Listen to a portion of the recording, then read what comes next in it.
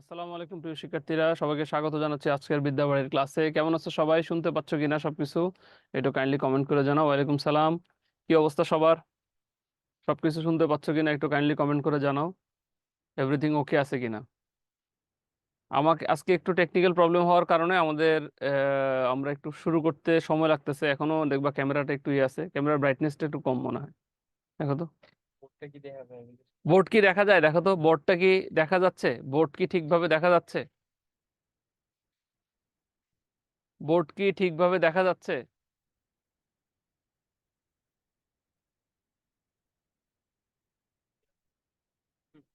আমার চেহারা তো বেটা উগান্ডার কালাদের মতো মনে হইতেছে একদম পুরো।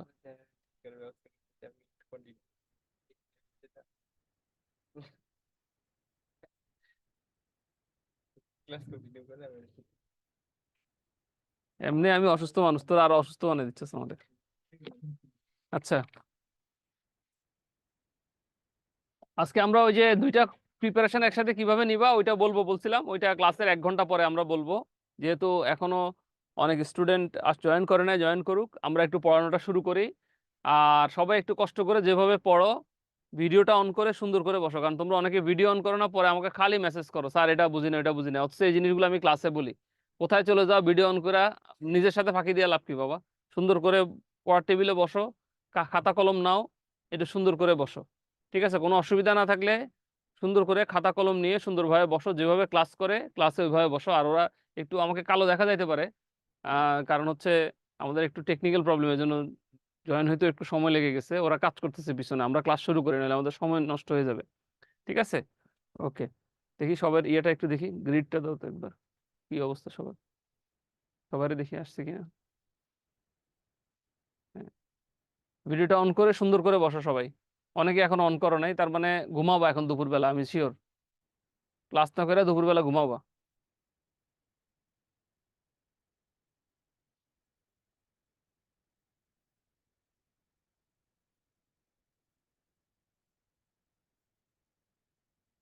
ওকে, আমরা অধ্যাপক মার্শালের অর্থনীতির সংজ্ঞাটা লেখাবো। তো অনেকে প্রশ্ন করতে পারো যে স্যার এই ধরনের প্রশ্নটা আমাদের গত ক্লাসটা শেষ হয় নাই, গত ক্লাসের লেকচারটা শেষ হয় নাই। ইন্ট্রোডাকশন নিয়ে আমরা একটা ক্লাস নেওয়ার কথা ছিল, আমরা একটা ক্লাস নিব ভাবছিলাম ইন্ট্রোডাকশন নিয়ে, কিন্তু ইন্ট্রোডাকশনের পড়াটা একটু বেশি এবং একটু ভালোভাবে পড়তে হয় ইন্ট্রোডাকশনটা। তো ভালোভাবে পড়ার কারণে আমরা ইন্ট্রোডাকশনটা 2টা ক্লাসে নিচ্ছি আজকে। আমি কি বোঝাতে পারছি? আমি চাইতেছি বেসিকটা একটু ভালোভাবে শুরু হোক, যদি বেসিকটার গ্রাউন্ডটা ভালো হয় আমার পরেরগুলো পড়াইতে ইজি হবে। জন্য আজকের ক্লাসেও আমরা তোমার হচ্ছে এই সেকেন্ড পার্টটা আলোচনা করবো ইনশাল্লাহ। এবং আমরা একটু ধীরে ধীরে আগাচ্ছি, বেস্টিকের শুরুতে, এরপর আমরা টান দিব, কিন্তু এখন একটু ধীরে ধীরে আগাচ্ছি।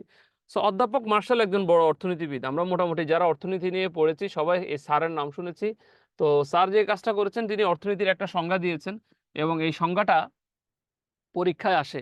তো এই জন্য আমার কাছে মনে হলো যে এই প্রশ্নটা কিন্তু এর আগে এনটিআরসি পরীক্ষায় তোমার হচ্ছে একবার আসছে 2010 সালে, একবার এই প্রশ্নটা আসছে, এরপর আসে নাই। তো এই পুরনো প্রশ্নগুলো আমি একটু নিয়ে আসছি, ঘাটে নিয়ে আসছি, কারণ আমার কাছে মনে হয়েছে যে এগুলো আসার একটা সম্ভাবনা আছে, যেহেতু অনেকদিন ধরে আসে না। সো আমরা আগে ওনার সংজ্ঞাটা লিখি, তার আগে আমি একটু জিনিস বলি যে স্যার কি বলছেন আসলে। উনি বলছেন যে অর্থনীতি সবসময়, এটা আমি মুখে বলে নিই আগে, তারপর তোমরা লেখো। অর্থনীতি সবসময় মানব কল্যাণের সাথে জড়িত, মানবিক বিষয়গুলো নিয়ে অর্থনীতি সবসময় কি করে, আলোচনা করে। সো যেহেতু মানব কল্যাণের সাথে মানবিক বিষয়গুলো নিয়ে আলোচনা করে, সো অর্থনীতি একটা মানব কল্যাণ বিষয়ক সাবজেক্ট, এটা মার্শাল স্যার বুঝাইছেন।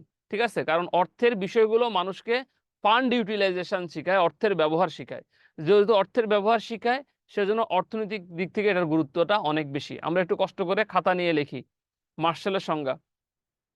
মানুষের, প্রথমে লেখো মার্শালের সংজ্ঞা, মানুষের দৈনন্দিন জীবনের প্রতিচ্ছবি হলো, মানুষের দৈনন্দিন জীবনের প্রতিচ্ছবি হলো অর্থনীতি।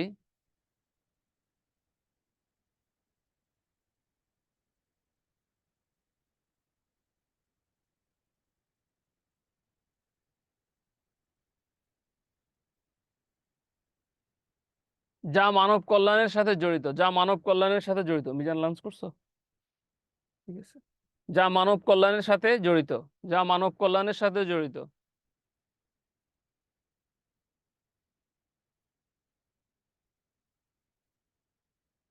আচ্ছা, আমরা সবাই এই বইটার নাম শুনছি, এ প্রিন্সিপাল অফ ইকোনমিক্স।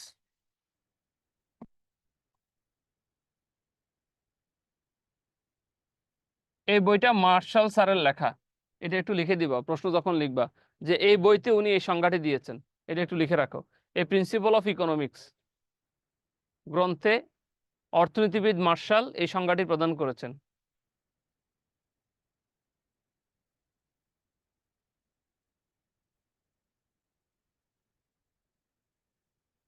আচ্ছা, এবার তোমাদেরকে একটা বিষয় বলি। অর্থনীতির সংজ্ঞা যেটা, এই প্রিন্সিপাল ইকোনমিক্স, এটার কিছু বৈশিষ্ট্য আছে। ওনার বৈশিষ্ট্য, প্রথমটা আমি আগে একটু মুখে বলি, তারপরে তোমাদেরকে লেখাবো, আগে শোনো। উনি অনেকগুলা বৈশিষ্ট্য বলছেন, তার মধ্যে একটা বৈশিষ্ট্য আছে, উনি বলেন যে তোমাদের সবাই কি শুনতে পাচ্ছ ঠিকভাবে, না কথা আটকে আটকে আসতেছে? তোমরা কি শুনতে পাচ্ছ ঠিকভাবে? বিপ্লবের কথা আটকে আসতেছে, বাকিদের কি ঠিকভাবে শুনতে পাচ্ছ কথা? ঠিকভাবে শুনতে পাচ্ছ কিনা একটু কাইন্ডলি কমেন্ট করবা, দেখি কমেন্টটা দেখা যাচ্ছে না। ঠিকভাবে শুনতে পাচ্ছ কিনা?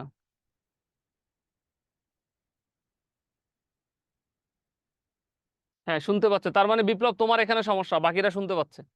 আচ্ছা, অর্থনীতিবিদ মার্শালের অর্থনীতির যে সংজ্ঞা, ওইখানে উনি বলছেন যে অর্থনীতি মানুষের জন্য কাজ করে, কোনো পশু পাখি জীবজন্তুর জন্য কাজ করে না। সো আমরা বৈশিষ্ট্যতে এটা লিখতে পারি যে অর্থনীতি সবসময় মানুষের জন্য কাজ করে, কোনো জীবজন্তু বিষয় নিয়ে কাজ করে না। তাহলে আমরা এটাকে কিভাবে লিখবো? লেখো লেখো, 1 নম্বরে, অর্থনীতি একটি সামাজিক বিজ্ঞান। অর্থনীতি একটি সামাজিক বিজ্ঞান। অর্থনীতি একটি সামাজিক বিজ্ঞান। সামাজিক বিজ্ঞান হিসেবে, সামাজিক বিজ্ঞান হিসেবে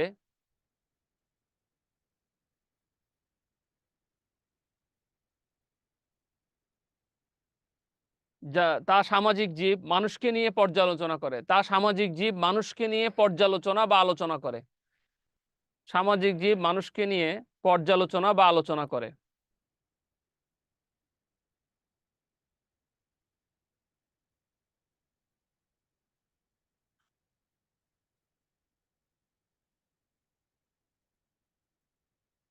লিখছো? তা কোনো প্রকার উদ্ভিদ বা জীবজন্তু নিয়ে আলোচনা করে না। তা কোনো প্রকার উদ্ভিদ বা জীবজন্তু নিয়ে আলোচনা করে না।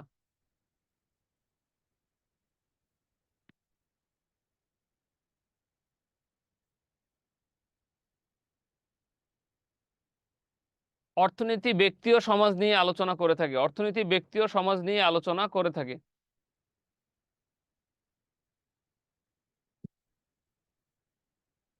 আচ্ছা, এটা লেখা হইলে শোনো, আমরা অলরেডি বলছি সংজ্ঞার শুরুতে, মার্শাল যে অর্থনীতিটা দিয়েছেন, এটা একটা ভাইভাতে আমার ছাত্রকে প্রশ্ন করেছিল যে মার্শাল যে অর্থনীতির সংজ্ঞাটা দিয়েছেন, সেই সংজ্ঞাতে উনি কোন বিষয়টাকে ফোকাস করেছেন। সেই সংজ্ঞাটাকে উনি মানব কল্যাণে ফোকাস করেছেন। উনি বলেছেন যে মানব কল্যাণটা খুবই গুরুত্বপূর্ণ, মার্শাল সাহেব তার সংজ্ঞাতে বলেছেন। তাইলে আমরা 2 নম্বর বৈশিষ্ট্য এটা নিতে পারি যে অর্থনীতি মানব কল্যাণ বিষয়ে আলোচনা করে। লিখো, 2 নম্বর, অর্থনীতি মানব কল্যাণ বিষয়ে আলোচনা করে।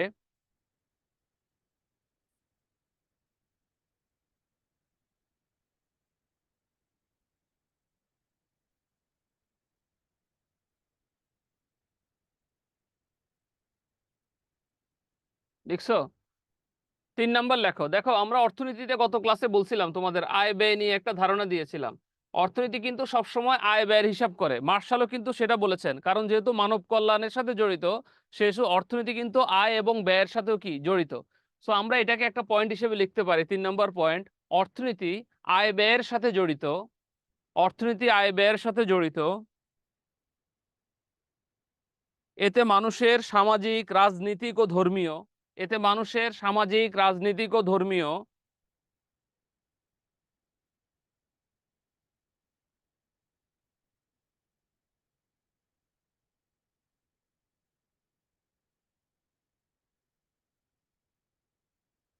বিষয়গুলো আলোচনা করা হয়।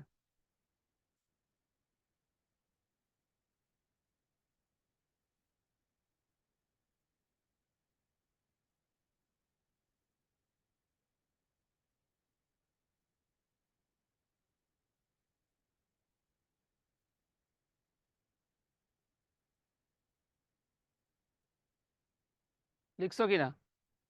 লিখছো কিনা? এবার আরেকটা বিষয় বলি, আমরা যাই করি, যেমন ধরো পৃথিবীতে যার অর্থ থাকে তার দাম থাকে। আমেরিকার কেন এত দাম অন্য দেশগুলো থেকে? আমেরিকা অর্থনৈতিকভাবে দেখলাম যে নিকারাগুয়েকে তারা নিষেধাজ্ঞা দিয়েছে। কেন তারা এই নিষেধাজ্ঞাটা দিয়েছে? এর কারণ কি? কারণ তাদের যেহেতু অর্থের পরিমাণ বেশি, টাকা পয়সা বেশি আছে, ইকোনমিক্যালি সলভেন্ট, সেজন্য তারা অন্য দেশের উপরে প্রভাব বিস্তার করার একটা চেষ্টা করে।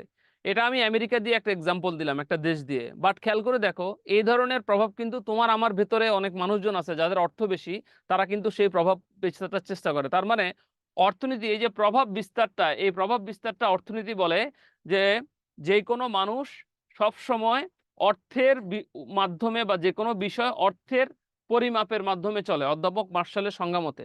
সো এখানে একটা বৈশিষ্ট্য আমরা বলতে পারি, অর্থের পরিমাপ, অর্থের পরিমাপ, লিখো অর্থের পরিমাপ এর উপর অর্থনীতি নির্ভরশীল। অর্থের পরিমাপের উপরে অর্থনীতি নির্ভরশীল।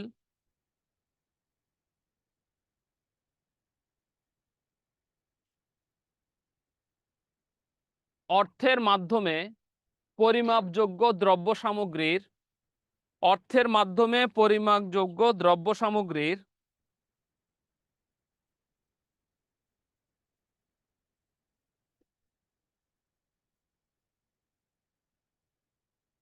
আলোচনায় অর্থনীতির অন্তর্ভুক্ত।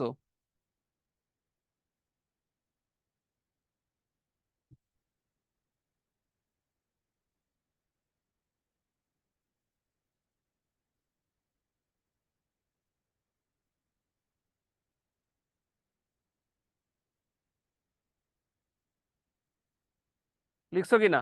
লেখা হয়েছে? লেখা হইলে ডান লিখো। লেখা হয়েছে কিনা? সবুজ, রয়, শিলা লিখতে পারছো? সজীব? ওকে, ফাইন। আচ্ছা, এবার আসো, একটু ডিফারেন্ট জিনিস পড়াই, অতিরিক্ত একটা জিনিস পড়াই। অতিরিক্ত প্রশ্ন কঠিন হইলে এটা আসতে পারে, অতিরিক্ত একটা জিনিস পড়াই। সমালোচনা, সমালোচনা নিয়ে একটু আলোচনা করি, যে এইটার কেন সমালোচনা হয় এত। একজন অধ্যাপক ছিলেন, ওনার নাম তোমরা সবাই জানো, আমার ক্লাসে অনেকবার বলছি, এল রবিনসন। এখানে রাখ চাটা। ও, তোর তো চেহারা দেখা যাবে। দাঁড়া। এটা হলো এল রবিনসন। এল রবিনসন 1930 সালের দিকে উনি এই সংজ্ঞাটার সমালোচনা করেন, অধ্যাপক মার্শালের এই সংজ্ঞাটার। তো উনি কি সমালোচনা করেন অধ্যাপক মার্শালের এই সংজ্ঞাটা? যে অধ্যাপক মার্শালের সংজ্ঞাটার উনি আসলে কি সমালোচনা করেন? উনি বলেন, এল রবিনসন বলেন, অর্থনীতি নাকি একটি নিরপেক্ষ বিজ্ঞান।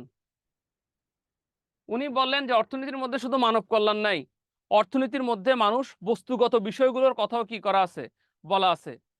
উনি বলেন যে অধ্যাপক মার্শাল শুধুমাত্র নেতিবাচক বিষয়গুলো দিয়েছে, কিন্তু ইতিবাচক বিষয়গুলো নাকি উনি দেন নাই। নেতিবাচক বিষয় নিয়ে আলোচনা করেছে, ইতিবাচক বিষয় উনি দেন নাই। এটা কে বলে? এল রবিনসন বলে। এখানে আরেকটা বিষয় তোমাদেরকে বলে রাখি, অধ্যাপক মার্শাল বলেছেন যে মানব কল্যাণে মানুষ কাজ করে, আর এল রবিনসন বলেছেন যে অধ্যাপক মার্শাল মানব কল্যাণের কথা বলেছেন, কিন্তু মানব ইতিহাসের যে আরো যে কার্যাবলীগুলো মানুষ করে অর্থের মাধ্যমে, সেটার কথা তিনি বলেন নাই। সো প্রশ্ন যদি কখনো কঠিন হয়, এই সমালোচনা পাঠটা আসতে পারে। আমরা 2 থেকে 3টা সমালোচনা পাঠ লিখবো, বাকিগুলো তোমরা তোমাদের মতো বানায় লিখো, বেশি লিখবো না। একটা সমালোচনা পাঠ লেখায় দিই, লেখো। মার্শালের আলোচনায় শুধু নেতিবাচক বিষয় স্থান পেয়েছিল। মার্শালের আলোচনায় শুধু নেতিবাচক বিষয় স্থান পেয়েছিল।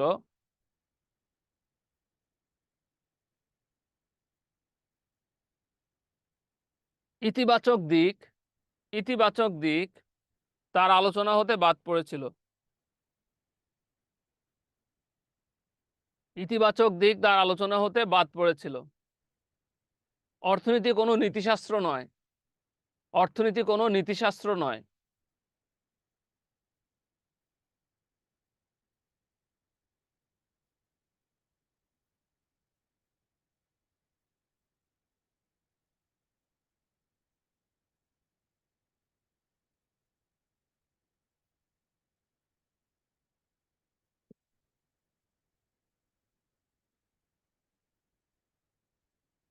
2 নম্বর লিখো, মার্শালের মতে, মার্শালের মতে অর্থনীতি কেবল সমাজবদ্ধ মানুষের,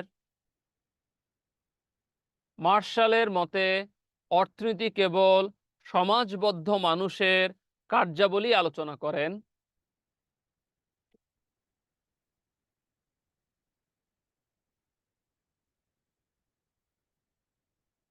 কিন্তু এল রবিনসনের মতে সামাজিক ও অসামাজিক উভয় বিষয়ই অর্থনীতিতে আলোচিত হয়।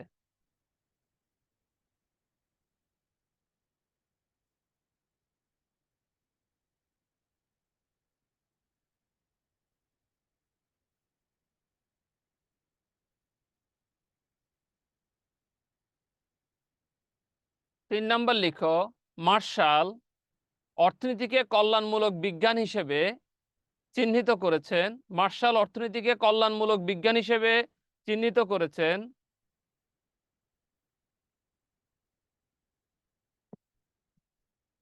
তার মতে অর্থনীতি কেবল কল্যাণের সাথে জড়িত,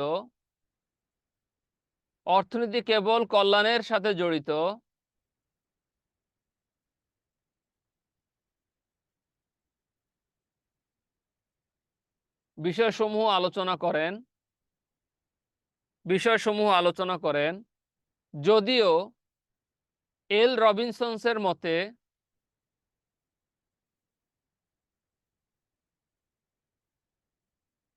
অর্থনীতি একটি নিরপেক্ষ বিজ্ঞান।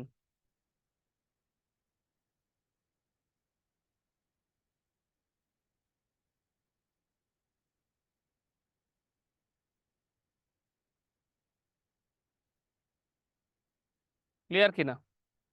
এই তিনটা লিখো বাবা, অনেকগুলো লেখান যায়, এতগুলো লেখালে আমরা বাকি ক্লাস শেষ করতে পারবো না। ঠিক আছে, এগুলো তোমরা তোমাদের মতো লিখো। এল রবিনসনের অর্থনীতির সংজ্ঞাটা ব্যাখ্যা করে। এই যে এল রবিনসন বেটা খালি মানুষের সমালোচনা করে, তো এর জিনিসটাও তো আমাদেরকে আলোচনা করতে হবে যে আসলে কি করছে সে। অর্থনীতির তো আসলে একটা গ্রহণযোগ্য সংজ্ঞা থাকা প্রয়োজন, যে আসলে অর্থনীতি কিভাবে চলে বা কিভাবে আসতে পারে। তো লিওনেল রবিনস তিনি অর্থনীতির দৃষ্টিকোণ থেকে একটা ব্যাখ্যা করেছেন যে মানুষের অভাব অসীম। লিখে রাখো, মানুষের অভাব অসীম, সংক্ষেপে একটু লেখায় দেই, লেখো, মানুষের অভাব অসীম এবং সম্পদ সীমিত হওয়ার কারণে বিভিন্ন সমস্যার উদ্ভব ঘটে।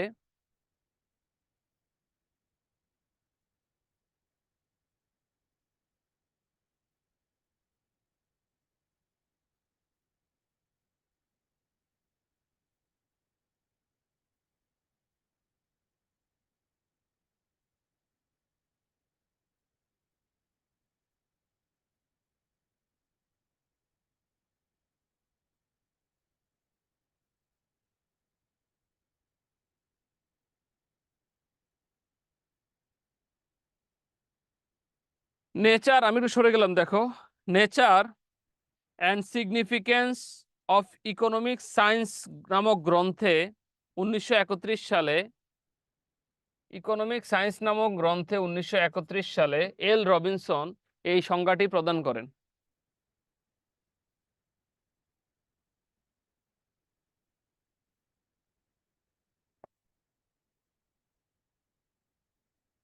লিখছো এটা? তিনি বলেছেন অর্থনীতি, বা তার সংজ্ঞাটা লেখায়, তিনি বলেছেন অর্থনীতি একটি বিজ্ঞান। লিখো, তিনি বলেছেন অর্থনীতি একটি বিজ্ঞান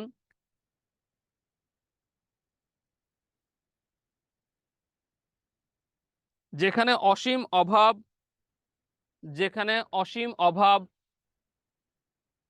লিখে নাও। তোমরা অনেকে বলো যে স্যার সংজ্ঞা কিভাবে লিখতে হয় আমি বুঝি না, প্রায় আমাকে মেসেজ পাঠায় ভরায় ফেলো সংজ্ঞার ক্ষেত্রে তোমাদের। এজন্য আমি আজকে সংজ্ঞাগুলো লেখা দিচ্ছি যাতে বুঝতে পারো যে কিভাবে লেখে।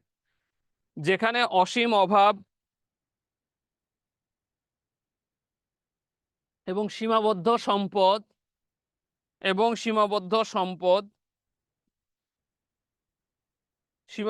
সম্পদ, যে সম্পদগুলোকে বিকল্পভাবে ব্যবহার করা যায়, সীমাবদ্ধ সম্পদ এবং যে সম্পদগুলোকে বিকল্পভাবে ব্যবহার করা যায়। কি কোনো অসুবিধা দেখছেন? একটু কালো আসতেছে, ইয়ে ভাই, আমাকে একটু উগান্ডার লোকের মতো লাগতেছে, এমনও কালো, আরো কালো হয়ে গেছে আমি। ক্যামেরা চেঞ্জ করে দিন। আমার অর্থনীতির ফলাফল, দামি ফলাফল, এগুলার অন্য ক্যামেরা দিবেন কেন? টাকা পয়সা বন্ধ করে দেবো বেটা আমরা দুনিয়ার। কি মনে করছো আমাদেরকে তোরা? আমরা চেতলে বেটা তোদের অর্থনীতি থাকবো? ক্যামেরা ঠিক কর তাড়াতাড়ি। এরপরে আসো, কতটুক লেখা ছিলাম রে, ভুলেই তো গেলাম। আচ্ছা, যে সম্পদ সমূহ বিকল্পভাবে ব্যবহার করা সম্ভব, এটাও লিখছি না? এর মধ্যে নিয়োজিত, এর মধ্যে নিয়োজিত, এর মধ্যে নিয়োজিত মানব আচরণকে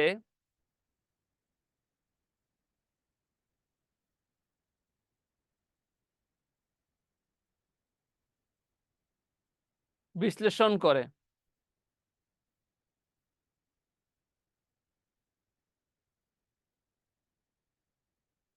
মানব আচরণকে বিশ্লেষণ করে।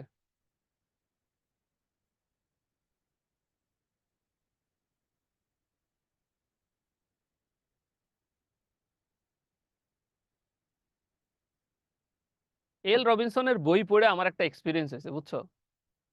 এক্সপিরিয়েন্সটা হলো এরকম যে উনি খালি মানুষের সমালোচনা করে, মানে বই লিখে। তার বই পড়লেই খালি দেখবা এর সমালোচনা, ওর সমালোচনা, এর সমালোচনা, খালি সমালোচনা করে। আমি বুঝলাম না এই সমালোচনা করে কি মজা পায়, আল্লাহ রাব্বুল আলামিন জানে। এর বই পড়লেই সমালোচনা, মানে এর কথা হইলো হেই সঠিক আর বাকি যা আছে সব ভুল। বুঝছো?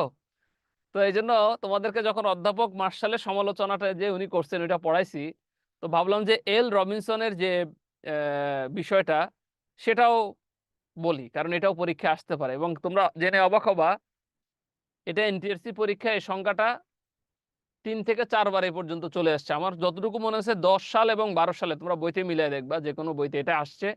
এরপরে সম্ভবত 15 বা 16 সালের দিকে আরেকবার আসছিল। তো এই জন্য এই সংজ্ঞাটা লিখতে হয়। ওনার সংজ্ঞা বিশ্লেষণ করলে তুমি 3টা বৈশিষ্ট্য পাবা, লিখে রাখো। এল রবিনসনের সংজ্ঞা বিশ্লেষণ করলে 3টি বৈশিষ্ট্য পাওয়া যায়।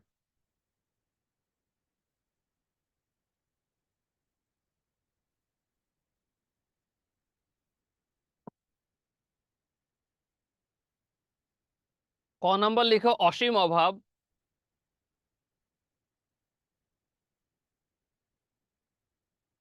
খ নাম্বার লেখো সীমাবদ্ধ সম্পদ।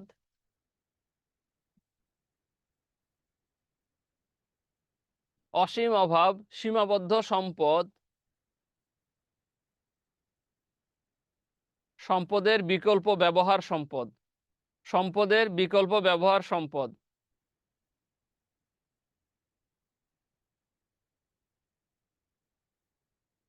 আচ্ছা, এই 3টা মোটামুটি তোমরা পারবা।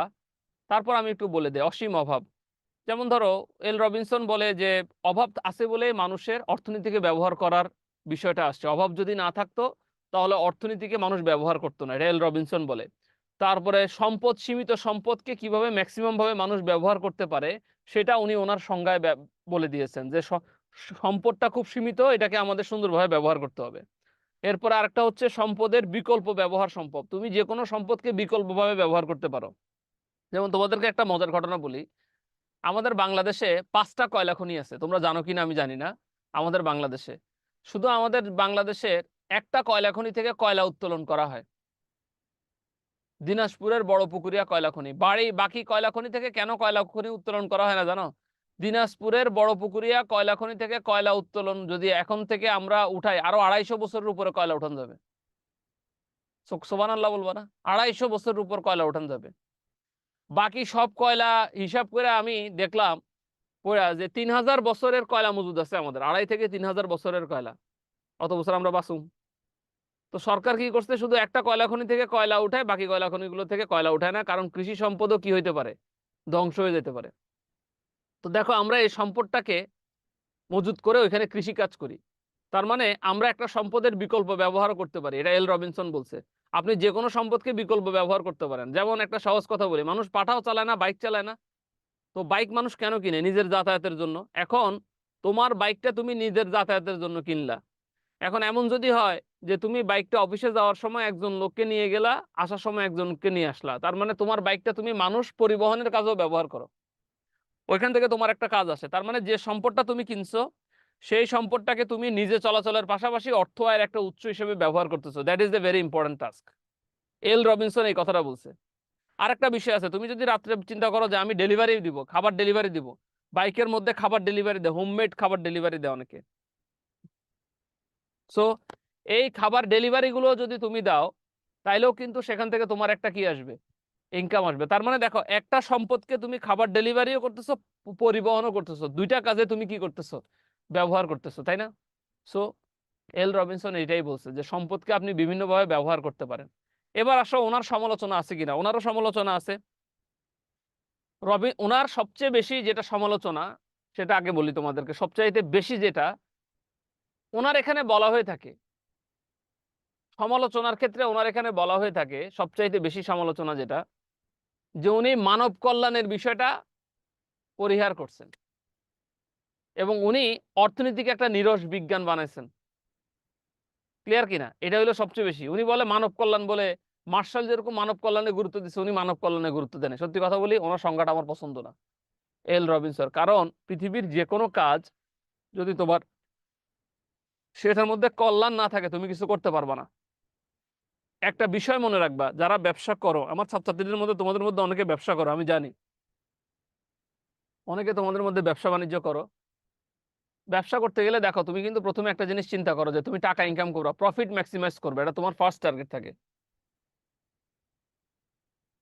কিন্তু তোমার মনের মধ্যে কি এটা কখনো আসে যে আমি শুধুমাত্র প্রফিট ম্যাক্সিমাইজেশন করব না, প্রফিট বাড়াবো না, আমি মানুষকে ভ্যালু অ্যাড করব মানুষের লাইফের? সো যখন একটা বিজনেসম্যান মানুষের লাইফে ভ্যালু অ্যাড করার চেষ্টা করে, যে আমি ভ্যালু অ্যাড করব, মানুষের লাইফটাকে সুন্দর করে গোছাই দেব, ভ্যালু অ্যাড করব, তখন সেই বিজনেসম্যানটা অনেক ভালো করতে পারে। সো ভ্যালু এডিশনটা খুবই গুরুত্বপূর্ণ। আমার প্রিয় ছাত্রছাত্রীরা, বোঝাইতে পারছি কিনা? ভ্যালু এডিশনটা খুবই খুবই গুরুত্বপূর্ণ। ক্লিয়ার?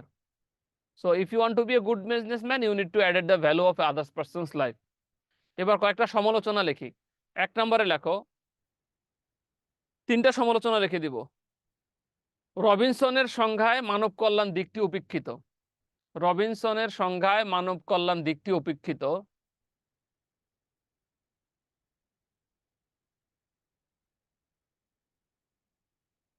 এটার কাহিনী কি? এটা তো ভালো ক্যামেরা। এই এখন আমাকে একটু ফর্সা লাগে, দেখো তো ইউরোপিয়ান লোকদের মতো লাগতেছে কিনা। হ্যাঁ, আফ্রিকা থেকে ইউরোপিয়ান লোকের মতো লাগতেছে কিনা দেখো।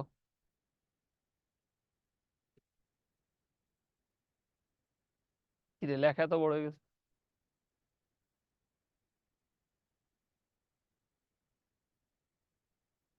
আচ্ছা, তারপরে লেখো, ওরা কাজ করুক, আমরা লিখি। প্রকৃতপক্ষে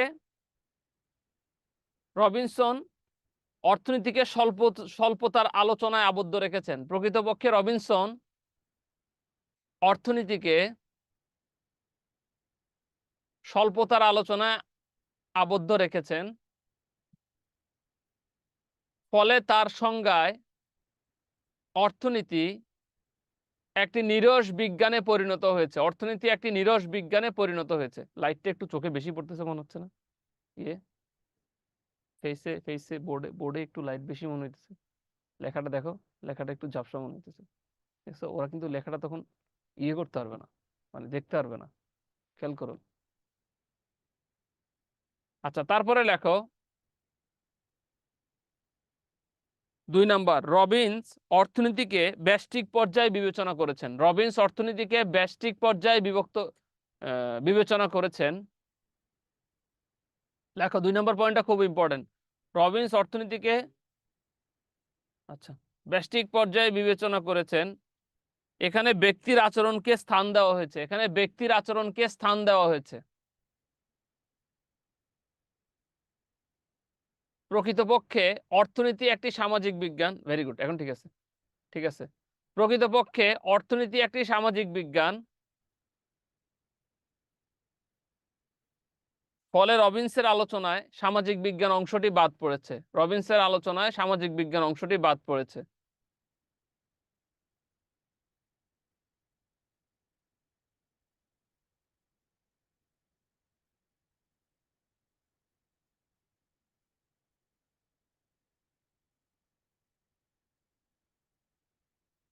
3 নাম্বার এবং লাস্ট পয়েন্ট, অনেকগুলো পয়েন্ট পাবা বিভিন্ন বইতে, আমরা এতগুলো লেখাতে পারবো না, সময় কম। 3 নাম্বার লেখো, রবিন্স তার সংজ্ঞায় সম্পদের সীমাবদ্ধতাকে, রবিন্স তার সংজ্ঞায় সম্পদের সীমাবদ্ধতাকে গুরুত্ব সহকারে বিবেচনা করেছেন, গুরুত্ব সহকারে বিবেচনা করেছেন। এটা ভালো দেখা যায় না, এটা আমার চোখেই লাগতেছে কেমন, মনে হইতেছে আমি একবারে কোনো ইয়েতে আছি, অনুষ্ঠানের মধ্যে আছি, নীলকালি চলে এসে সব। এটা ঠিক আছে, এখন ভারতীয় নাগরিকের মতো লাগতেছে আমাকে কিছুটা, জানো? তাও এটা তো কি করবো আর। আর আমার রুমের ক্যামেরা চেঞ্জ করে, রুমে আমার ক্লাস দিলে পরে মিজন যায় ক্যামেরাটা নিয়ে আসবা। এরপরে লেখো, পৃথিবীর প্রতিটি দেশেই, এটা আমি মুখে বলি, লেখো না, পৃথিবীর প্রতিটা দেশেই বেকার সমস্যা বিদ্যমান, সো এই বেকার সমস্যাকে কিভাবে ঠিক করা যায় সেটা তোমার হচ্ছে এল রবিনসনের সংজ্ঞায় উঠে এসছে, ঠিকভাবে উঠে আসে নাই, ঠিক আছে? ওকে, ব্যষ্টিক অর্থনীতির সংজ্ঞা দিন, ব্যষ্টিক অর্থনীতির সংজ্ঞা দিন, এটা তোমাদেরকে পড়াইছি এবং বলছি, এটা বাসায় নিজেরা পড়ে নিবা, ব্যষ্টিক অর্থনীতির সংজ্ঞা দিন। এই বোর্ড এখন ঠিক আছে বলো তো, আমি একটু লিখি, দেখো তো বোল্ড করে লিখি, বোর্ড এখন ঠিক আছে কিনা, কারণ আমার লেখালেখি আছে একটু পরে।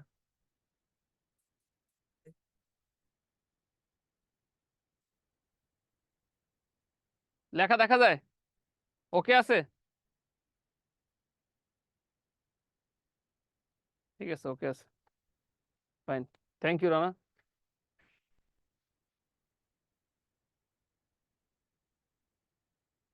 আচ্ছা, এরপরে ব্যষ্টিক ও সামষ্টিক অর্থনীতির মধ্যে পার্থক্য, ব্যষ্টিক ও সামষ্টিক অর্থনীতির মধ্যে পার্থক্য, পার্থক্যগুলো আমি লেখাই দিব, এই পার্থক্যটা এ পর্যন্ত 7 বার আসছে পরীক্ষায়, আমি কি লেখাই দিব তোমাদের? আমার মনে হয় ভালো হয়, আলোচনা এবং লেখাই দিলে ভালো হয়, এটা 7 বার আসছে পরীক্ষায়, তোমাদের জন্য খুব ইম্পর্টেন্ট একটা প্রশ্ন, ব্যষ্টিক ও সামষ্টিক অর্থনীতির পার্থক্য, খুবই খুবই ইম্পর্টেন্ট, এটা খুবই ইম্পর্টেন্ট, এটা আমার সাজেশনে 100% থাকবে।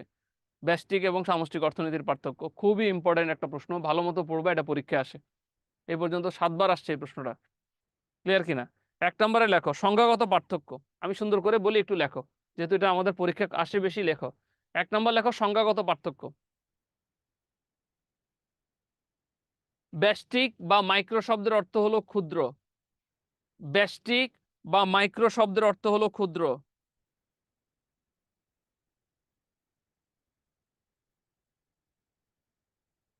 ব্যষ্টিক অর্থনীতি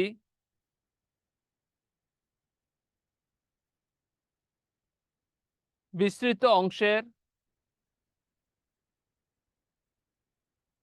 ব্যষ্টিক অর্থনীতি বিস্তৃত অংশের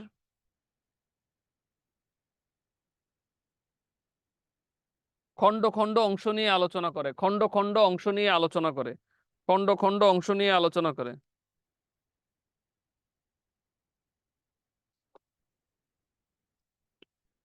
অপরদিকে, অপরদিকে 17তমতে আসলেও এটা আসতে পারে, এটা রিপিট হয়েছে বহুবার, তোমরা কি জানো এটা 2008 সালে রিপিট হয়েছে, 9 সালে রিপিট হয়েছে, 10 সালে রিপিট হয়েছে, 3টা সালে রিপিট হয়েছে, এটা রিপিট হতে পারে, এটা লিখতে লেখো। তারপর লেখো, ম্যাক্রো শব্দের অর্থ হলো বৃহৎ বা বিশাল, ম্যাক্রো শব্দের অর্থ হলো বৃহৎ বা বিশাল, যা অর্থনীতির বিস্তৃতি, এই এটার চার্জার আছে দেখো তো, ছোট চার্জার গুলো আপার কাছে আছে কিনা জিজ্ঞেস করো তো, আমার ফোন বলো।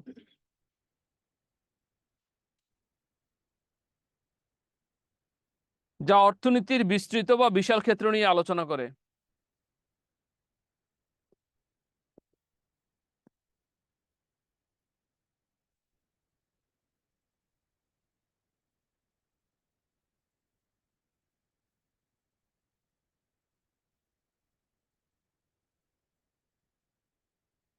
সেকেন্ডটা লেখো, বিষয়বস্তু বা ভিত্তিক পার্থক্য, পার্থক্য ছক আকারেও দিতে পারো, পয়েন্ট আকারেও দিতে পারো, যেভাবে দাও নাম্বার পাবা, ঠিক আছে, একভাবে দিলেই হয়।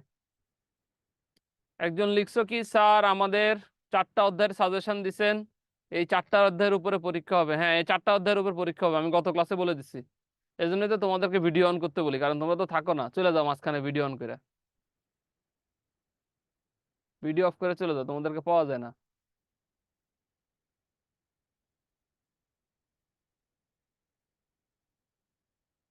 আচ্ছা, এরপরে লেখো, ব্যষ্টিক অর্থনীতি অর্থব্যবস্থার ক্ষুদ্র ক্ষুদ্র অংশ নিয়ে আলোচনা করে। ব্যষ্টিক অর্থনীতি অর্থব্যবস্থার ক্ষুদ্র ক্ষুদ্র অংশ নিয়ে আলোচনা করে, এটার মধ্যে লেখো।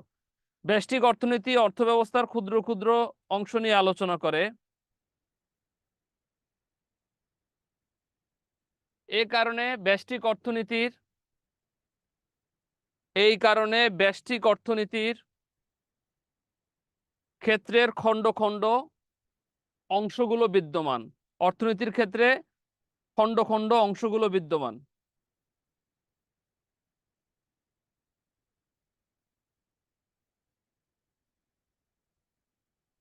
সামগ্রিক অর্থনীতি বৃহৎ বিষয়গুলো নিয়ে আলোচনা করে। সামষ্টিক অর্থনীতি বৃহৎ বিষয়গুলো নিয়ে আলোচনা করে, বৃহৎ বিষয়গুলো নিয়ে আলোচনা করে।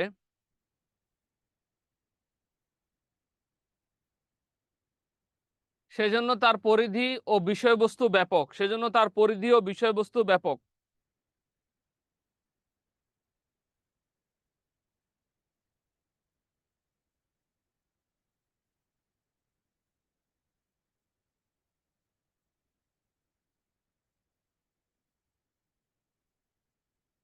বিভিন্ন অংশের মধ্যে সম্পর্ক, পরের পয়েন্ট, বিভিন্ন অংশের মধ্যে সম্পর্ক। এটা আমি সহজে বলি, তোমরা লিখতে পারবা, আগে একটু পড়ায় দেই। ব্যষ্টিক অর্থনীতি যেহেতু একটা বৃহৎ অংশকে ভেঙে ছোট ছোট অংশে আলোচনা করে, তো এটা অর্থনীতির ছোট ছোট অংশগুলো নিয়ে আলোচনা করে। আর সামষ্টিক অর্থনীতি যেহেতু বৃহৎ অংশ নিয়ে আলোচনা করে, সামষ্টিক অর্থনীতি বড় বড় অংশগুলো নিয়ে আলোচনা করে। তাইলে এটাকে আমরা কিভাবে লিখবো? আমরা এটাকে লিখবো হলো, ব্যষ্টিক অর্থনীতি অর্থনৈতিক ঘটনাসমূহ পৃথক পৃথকভাবে বিশ্লেষণ করা হয়। ব্যষ্টিক অর্থনীতিতে অর্থনীতির ঘটনাসমূহকে পৃথক পৃথকভাবে বিশ্লেষণ করা হয়।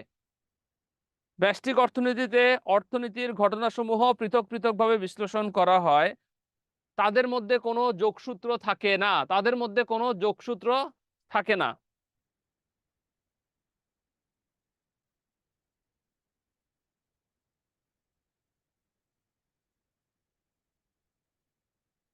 সামষ্টিক অর্থনীতি সামগ্রিকভাবে বিশ্লেষণ করা হয়। সামষ্টিক অর্থনীতি সামগ্রিকভাবে বিশ্লেষণ করা হয়, এজন্য তাদের মধ্যে প্রচুর যোগসূত্র বিদ্যমান।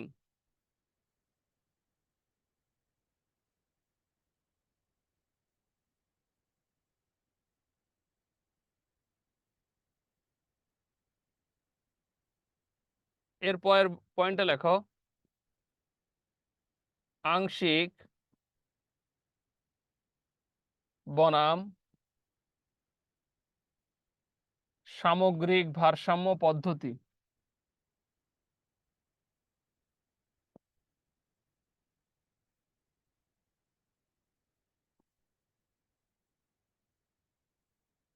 আংশিক বনাম সামগ্রিক ভারসাম্য পদ্ধতি।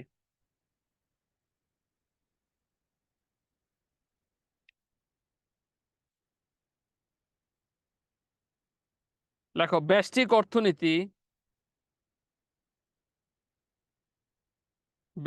অর্থনীতি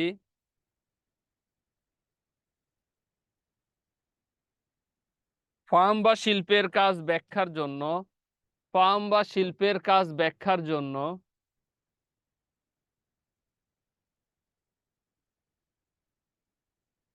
আংশিক ভারসাম্য পদ্ধতি অনুসরণ করে। ফার্ম বা শিল্পের কাজ ব্যাখ্যার জন্য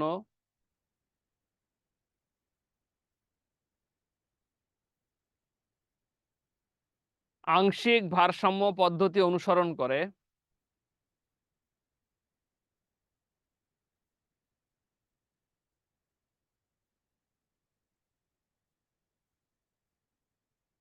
অপরদিকে চালকের গতিধারা,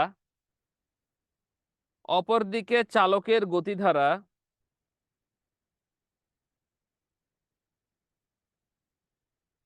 এবং আচরণ বিশ্লেষণের জন্য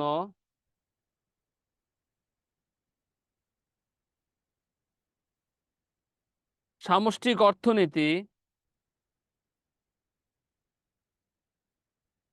সামগ্রিক ভারসাম্য পদ্ধতি অনুসরণ করে। সামগ্রিক ভারসাম্য পদ্ধতি অনুসরণ করে। সামষ্টিক অর্থনীতি সামগ্রিক ভারসাম্য পদ্ধতি অনুসরণ করে।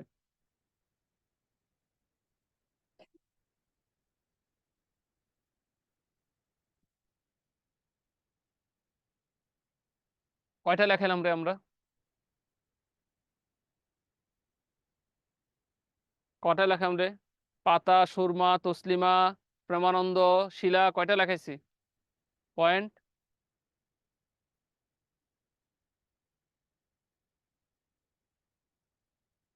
4টা। তাহলে আরেকটা লেখাই, অর্থনীতির চিত্র। এই প্রশ্নটা 7 মার্কের আসে, 7 মার্ক। 7 মার্ক থেকে 10 মার্কের আসে, এই জন্য আমরা একটু বড় করে লিখবো কিছু পয়েন্ট। এই প্রশ্নটা 7 থেকে 10 মার্কের আসে। যখন আসে, আসলে ভালো, আসলে সবাই নাম্বার পাবে, এটাতে এতে নাম্বার উঠে অনেক। অর্থনীতির চিত্র, পয়েন্টের নাম অর্থনীতির চিত্র। একটু মুখে বলি, তারপরে লিখো, আগে শুনে দিই। ব্যষ্টিক অর্থনীতি ক্ষুদ্র অংশ নিয়ে আলোচনা করে, তার মানে একটা দেশের অর্থনীতির পুরা চিত্রটা তুমি এখানে পাবা না। সামষ্টিক অর্থনীতি যেহেতু বৃহৎ অংশ নিয়ে আলোচনা করে, একটা দেশের সকল বিষয়, সামগ্রিক অর্থনীতির বিষয়টা তুমি এখানে দেখতে পারবা। এটাকে অর্থনীতির চিত্র বলা হয়। যেমন ধরো, আমাদের দেশের অর্থনৈতিক অবস্থা ভালো না খারাপ, সেটা আমরা কোত্থেকে দেখি? আমরা বাজেটের থেকে দেখি। আমাদের বাজেট কি ঘাটতি বাজেট হয় নাকি উদ্ধৃত বাজেট হয়? এটা কি বলতে পারবা কেউ? আমাদের বাজেট কিভাবে হয়, ঘাটতি না উদ্ধৃত? কেউ জানা আছে? ঘাটতি না উদ্ধৃত আমাদের? লিখো লিখো, কথা বললে সময় নষ্ট হবে, বলো ঘাটতি। একজন লিখছো গাড়ি বাজেট, ও আচ্ছা, ঘাটতি লিখতে যায় গাড়ি লিখে দিচ্ছ, আচ্ছা অসুবিধা নাই, এরকম টাইপিং মিস্টেক আমাদেরও হয়। ঠিক আছে। আচ্ছা, বাজেট নিয়ে মনে আছে রে? বাজেট নিয়ে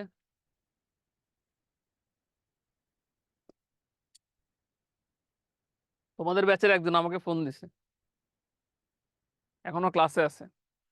সে আমাকে বলতেছে যে স্যার, আমি অর্থনীতি পড়ছি 12 বছর আগে। তা আমি বললাম আচ্ছা, কেমন লাগতেছে? বলে স্যার, আমার মাঝে মাঝে পড়তে গেলে সব মাথার উপর দিয়ে যায়। তা আমি বললাম যে ক্লাস সোজা লাগে না কঠিন লাগতেছে, একটা সত্যি কথা বলো।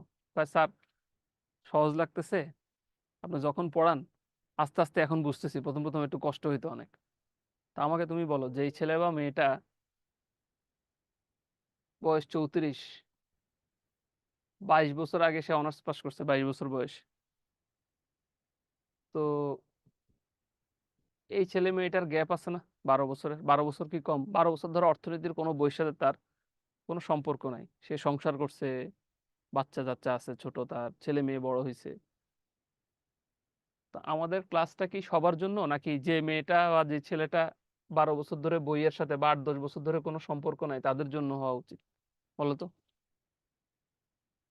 সবার জন্য হওয়া উচিত না? রাইট অর রং, কি মনে হয় তোমাদের?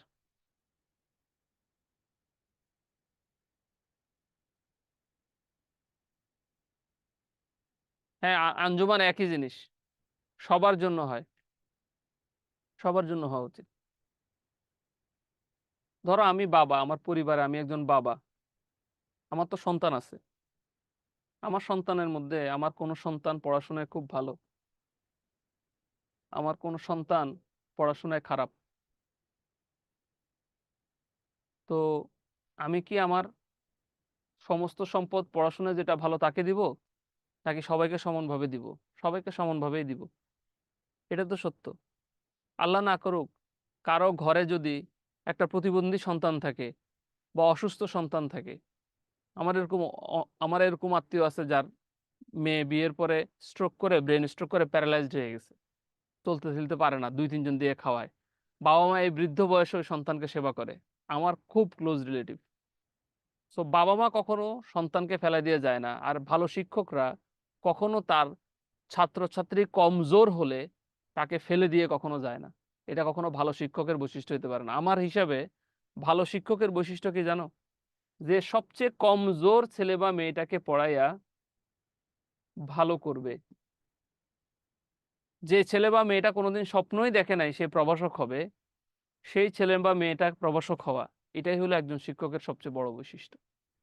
আমি মনে করি ভালো ছাত্র পড়াইয়া আমি ভালো টিচার, সেটা হওয়ার থেকে কমজোর যে কোনো ছেলে মেয়েকে সবল করে সামনের দিকে আগানোটাই হলো বেস্ট। এই কথাটা কেন বললাম?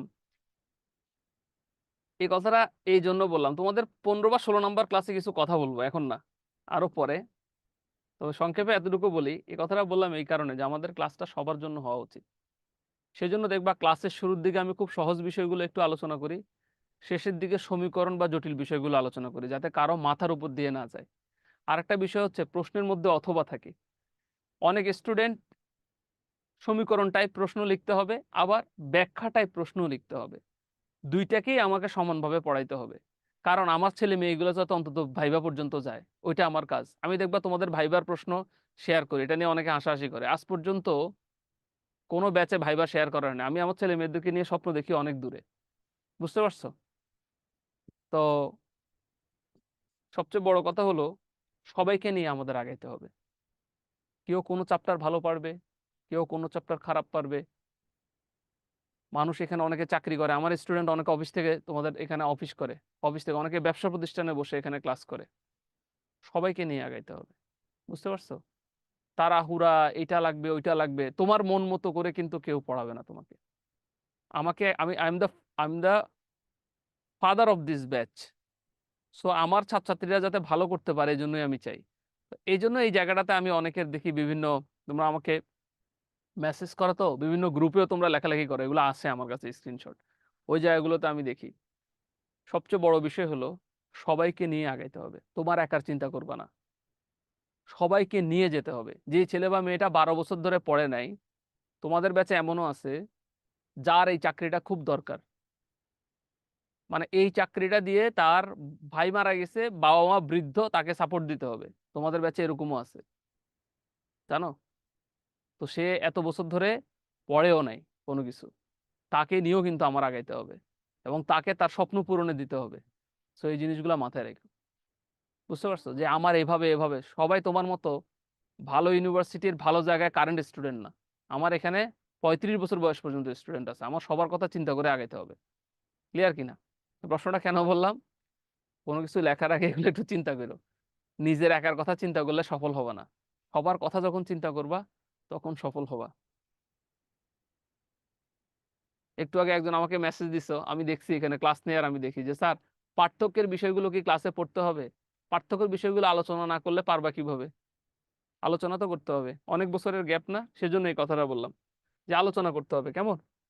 আচ্ছা, অর্থনীতিতে বাজেট যে বিষয়টাতে আমি ছিলাম সেটাতে চলে যাই, একটু আলোচনা করি। এটা বিভিন্ন ভাইভাতে জিজ্ঞেস করে, তো মাথায় থাকলে সুবিধা।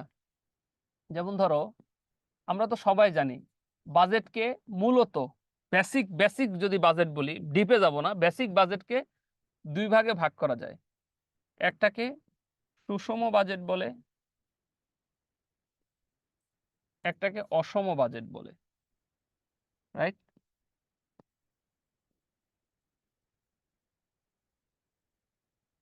একটাকে সুষম বাজেট, একটাকে অসম বাজেট বলে। আচ্ছা, এখন এই অসম বাজেটকে আবার দুই ভাগে ভাগ করা যায়। কি কি রে? একটাকে আমরা বলি উদ্ধৃত বাজেট,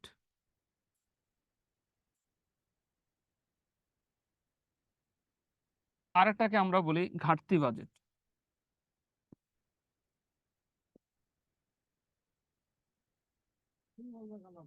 আর একটাকে আমরা বলি ঘাটতি বাজেট। আচ্ছা, সুষম বাজেট মানে আমার আসে 100 টাকা, আমি বাজার করলাম 100 টাকা, যা লাগবে তাই, কোনো কিছু অতিরিক্ত না। এটাকে সুষম বাজেট বলে।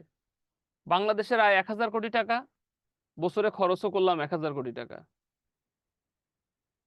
সুষম বাজেট। অসম বাজেটকে দুই ভাগে ভাগ করা যায়, উদ্ধৃত বাজেট।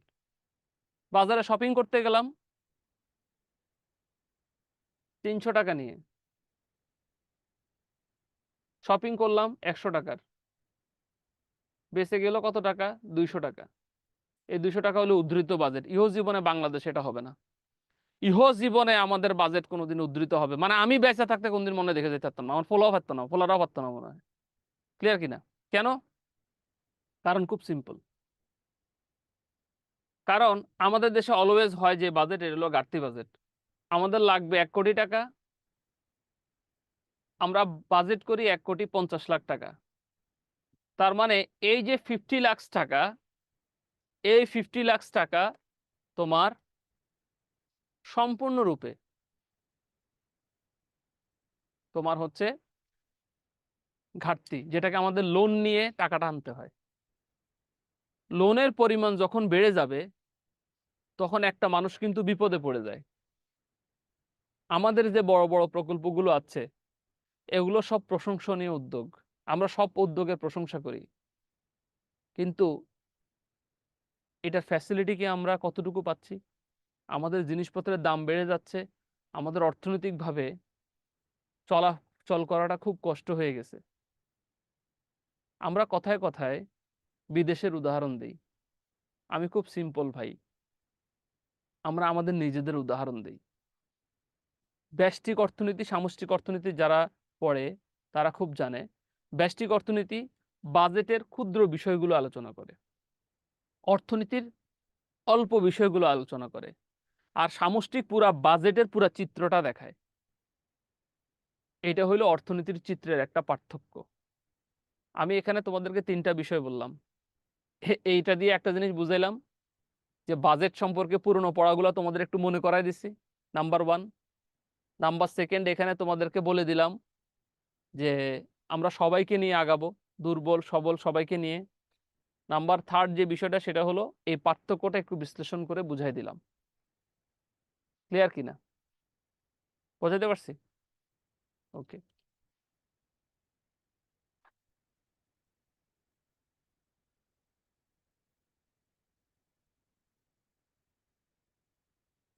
আচ্ছা, এখানে লেখা হলো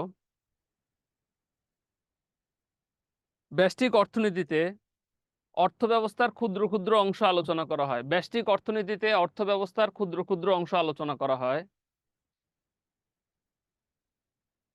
স্যার রিটেন কবে হবে? জুলাই মাসে হবে। ব্যষ্টিক অর্থনীতিতে অর্থব্যবস্থার ক্ষুদ্র ক্ষুদ্র বিষয় আলোচনা করা হয়, ফলে ব্যষ্টিক অর্থনীতির আলোচনায় আংশিক বা খণ্ডচিত্র পাওয়া যায়। আংশিক বা খণ্ডচিত্র পাওয়া যায়। ব্যষ্টিক অর্থনীতিতে ক্ষুদ্র ক্ষুদ্র বিষয় আলোচনা করা হয়, ফলে ব্যষ্টিক অর্থনীতিতে আংশিক বা ক্ষুদ্র বিষয় সম্পর্কে ধারণা পাওয়া যায়।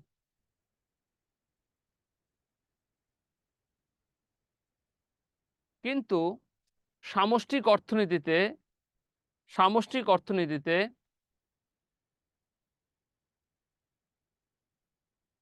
সামগ্রিক বিশ্লেষণ করা হয়, সামগ্রিক বিশ্লেষণ করা হয়, এজন্য সম্পূর্ণ চিত্র পাওয়া যায়।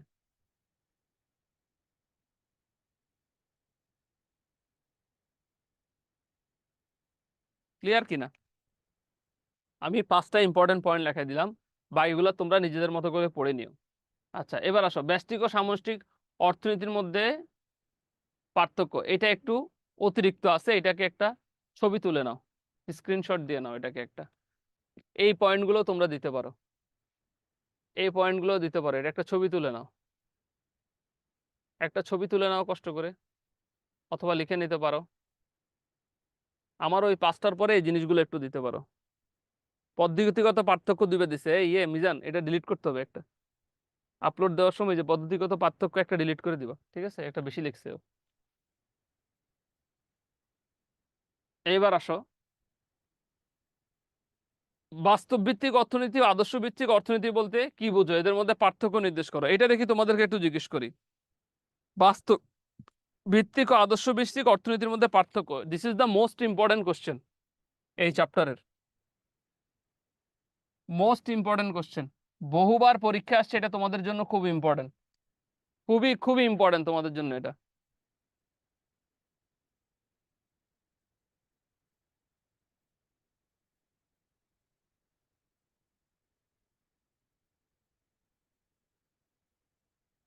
এটা আমাকে একটু বলো, বাস্তব ভিত্তিক অর্থনীতি আদর্শ ভিত্তিক অর্থনীতি বলতে কি বুঝো? কে বলতে পারবা? হাত উঠাও, না পারলে আমি বলে দিব, দেখি কে বলতে পারবা, কে বলতে পারবা?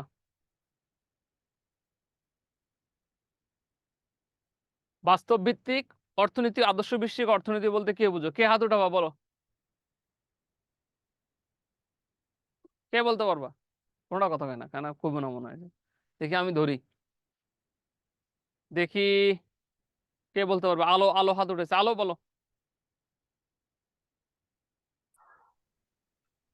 আসসালামু আলাইকুম স্যার। ওয়ালাইকুম সালাম। আলো, বাস্তব ভিত্তিক অর্থনীতি আদর্শ ভিত্তিক অর্থনীতি বলতে তুমি কি বুঝো বলো?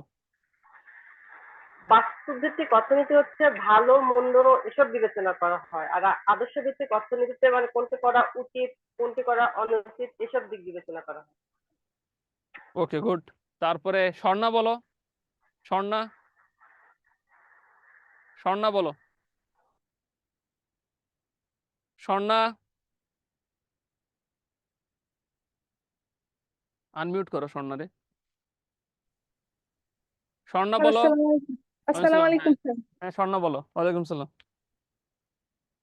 স্যার, বাস্তব অর্থনীতিতে স্যার ইতিবাচক দিকগুলো বিবেচনা করা হয় আর আদর্শ ভিত্তিক নেতিবাচক অর্থনীতির দিকগুলো বিবেচনা করা হয়।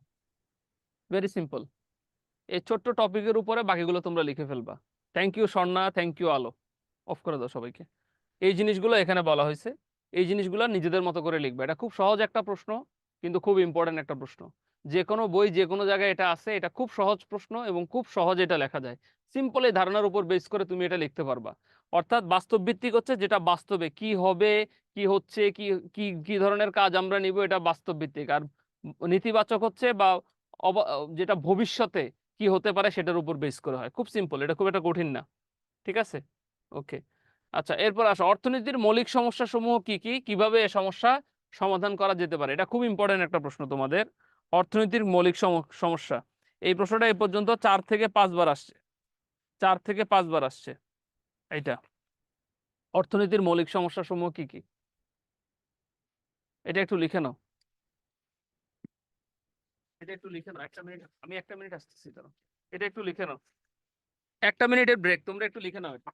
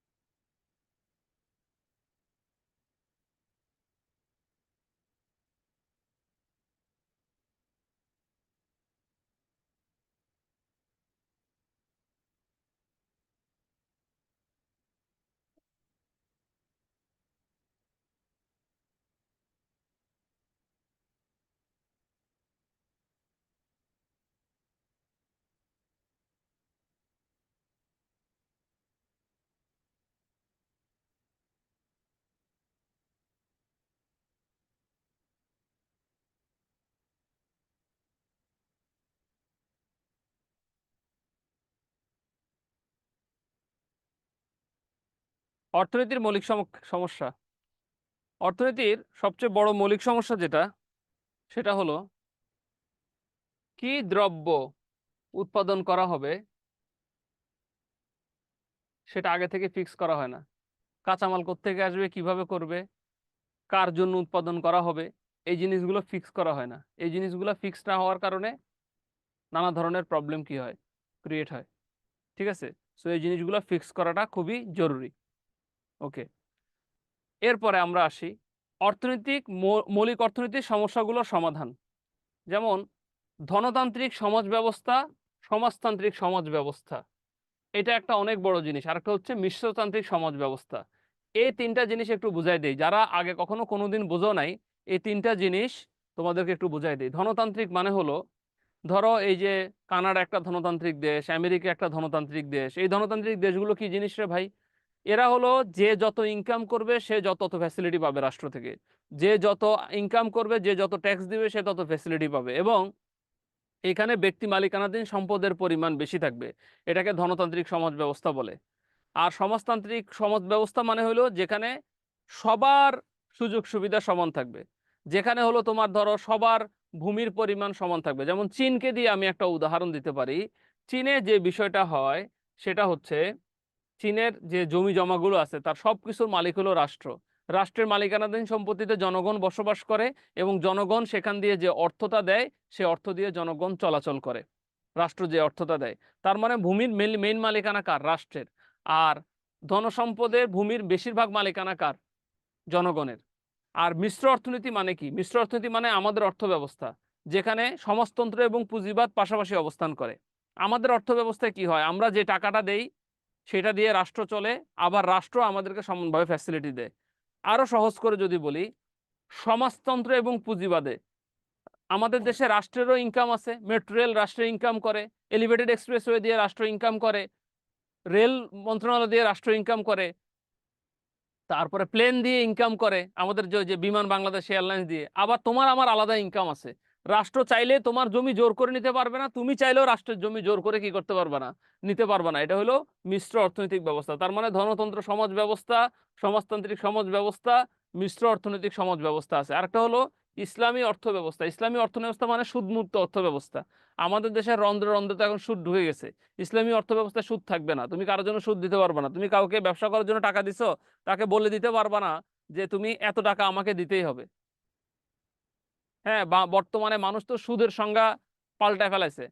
আমি তো মাঝে মাঝে অবাক হই। আমার পরিচিত একজনকে আমি জিজ্ঞেস করলাম যে আপনি কিভাবে ইনভেস্ট করেন? বলে যে আমি একজনকে 3 লাখ টাকা দিছি, সে প্রতি মাসে আমাকে 1,03,000 টাকা করে দিবে। সেটা হলো 9,000 টাকা, 5 ওয়াক্ত নামাজ কালাম পড়ে। তো আমি কইছি যে খুবই ভালো কথা, তো এটা তো একটা সুদ।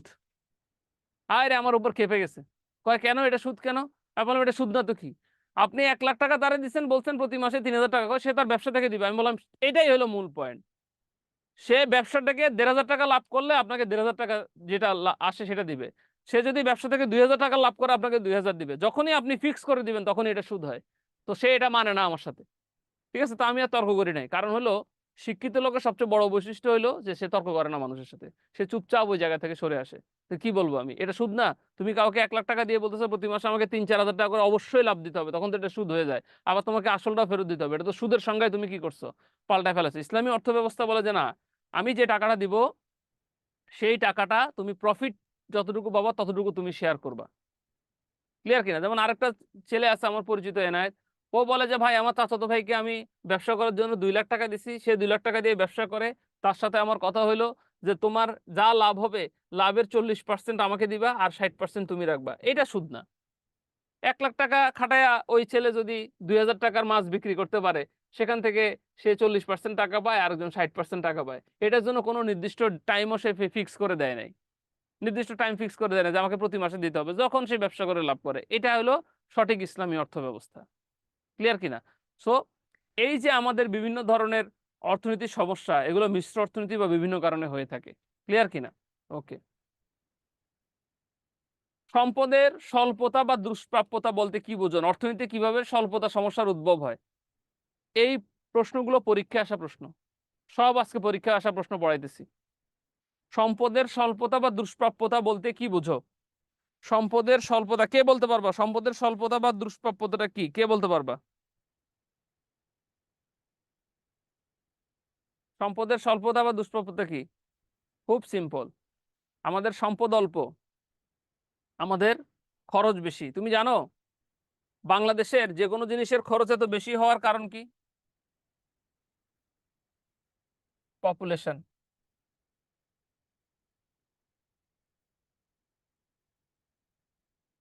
পপুলেশন, এটা আমাদের দেশের অনেক বড় একটা সমস্যা। বাজারে গরুর মাংস কিনতে গেছো, তুমি 750 টাকা কেজিতে বা 800 টাকা কেজিতে কিনলা না, কেনার মতো বহুত লোক আছে। দাম বেড়ে যাবে, কিনা বন্ধ করে দিবে, মুহূর্তের মধ্যে দাম 650 টাকা 600 টাকায় চলে আসবে। Very simple. অর্থনীতি কি বলে? অর্থনীতি বলে পপুলেশন যদি বেশি হয় তাহলে সেখানে অপরচুনিটিটা অনেক কি হয়ে যায়? কমে যায়। সম্পদের অপরচুনিটিটা কমে যায়। আবার পপুলেশন যখন বেশি হবে তখন তুমি যদি তোমার যে সম্পদ চাইলে সেটাকে পপুলেশনকে কাজে লাগায় সম্পদ তুমি কি করতে পারো? বাড়াইতে পারো। সো সম্পদের স্বল্পতা বা দুষ্প্রাপ্যতা যদি আমরা বলি, এই প্রত্যেকটা পয়েন্ট এখানে চলে আসবে। যেমন সম্পদের স্বল্পতা, অভাবের অসীমতা, সম্পদ বা দ্রব্যের স্বল্পতা, সম্পদের বিকল্প ব্যবহার, এই প্রত্যেকটা জিনিস চলে আসবে। ক্লিয়ার কিনা? এই পয়েন্টগুলো একটু লিখে নাও কষ্ট করে, জাস্ট পয়েন্টগুলো একটু লিখে নাও কষ্ট করে।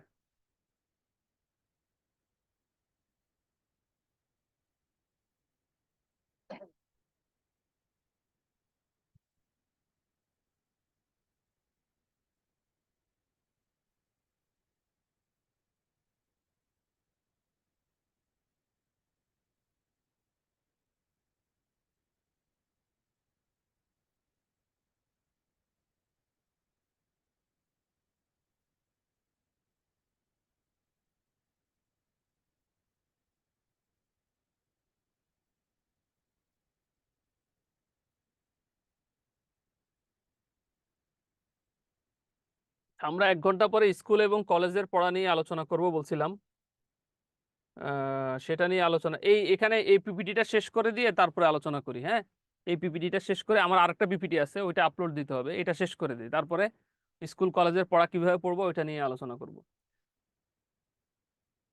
ব্যবসায় সংগঠক বা উৎপাদন সংগঠনের বিভিন্ন প্রকার রূপ আলোচনা করো। এটা কিন্তু খুব ইম্পর্টেন্ট তোমাদের জন্য, এটা খুব ইম্পর্টেন্ট তোমাদের সবার জন্য। বিভিন্ন প্রকার রূপগুলা ভালো মতো পড়বা, সব বই সব জায়গায় দেওয়া আছে, খুবই ইম্পর্টেন্ট এটা তোমাদের জন্য। এক মালিকানা কারবার, যেখানে একজন মালিক তাকে এক মালিকানা কারবার বলে। অংশীদারি কারবার, যেখানে বহু মালিক তাকে অংশীদারি ব্যবসা বলে। এগুলো মোটামুটি সবাই জানো, সবাই পড়ছো, এখানে বোঝানোর কিছু নাই। এই জিনিসগুলো মোটামুটি ভাবে যথেষ্ট সংখ্যক বা পড়ানো হয়েছে এবং তোমরা স্টুডেন্ট লাইফে পড়ছো। এটা নিয়ে আমি আর ব্যাখ্যা বিশ্লেষণ করতে চাচ্ছি না, এটা নিজেরা পড়ে নিবা। এক মালিকানা কারবার, অংশীদারি কারবার, ক্লিয়ার? ওকে। এক মালিকানা কারবার কি, এক মালিকানা কারবারের সুবিধা অসুবিধাগুলো কি কি? এখানে দেখো, এক মালিকানা কারবারের সুবিধা, আবার অংশীদারি ব্যবসার সুবিধা অসুবিধা আছে। তো আমরা এটা নিয়ে একটু বলি। সুবিধা কি? সুবিধাগুলো দিছি আমি, দেখো। সুবিধা হলো সহজ গঠন প্রণালী, খুব সহজে তুমি নিজে চাইলে এখন একটা ব্যবসা করতে পারো।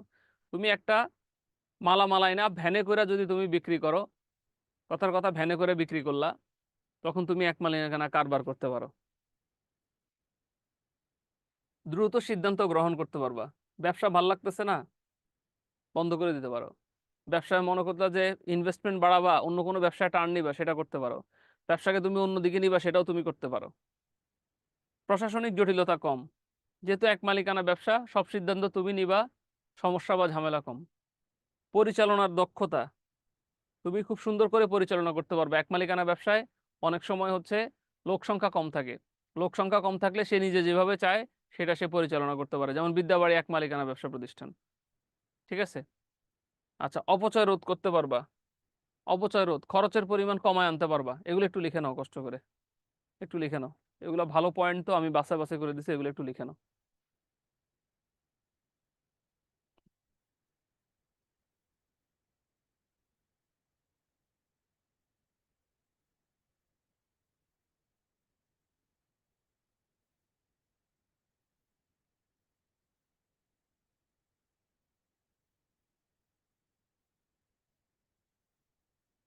পরের ক্লাস কয়টা দিয়ে আমাদের দিয়ে?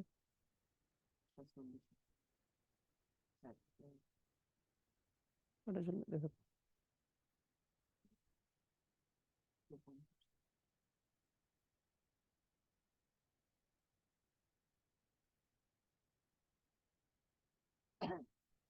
লেখা হয়েছে? তারপরে এটা লেখো, অসুবিধাগুলো লেখো, লিখে নাও। এগুলো সব লিখতে পারো তোমরা।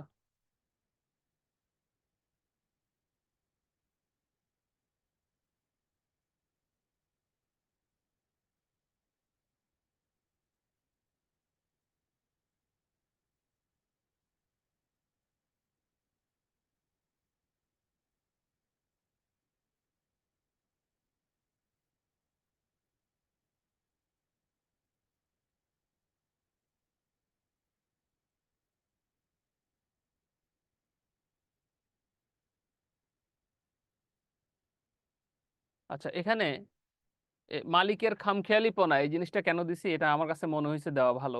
অনেক বইতেও আমি বেশ কয়েকটা বইতেও আমি দেখছি যে এটা ওরা দিচ্ছে। মালিকের খামখেয়ালিপনাতে যেটা হয়েছে, আমি এমনও অনেক লোক দেখছি যে নিজের ইচ্ছায় নিজের ব্যবসা ধ্বংস করে দেয়।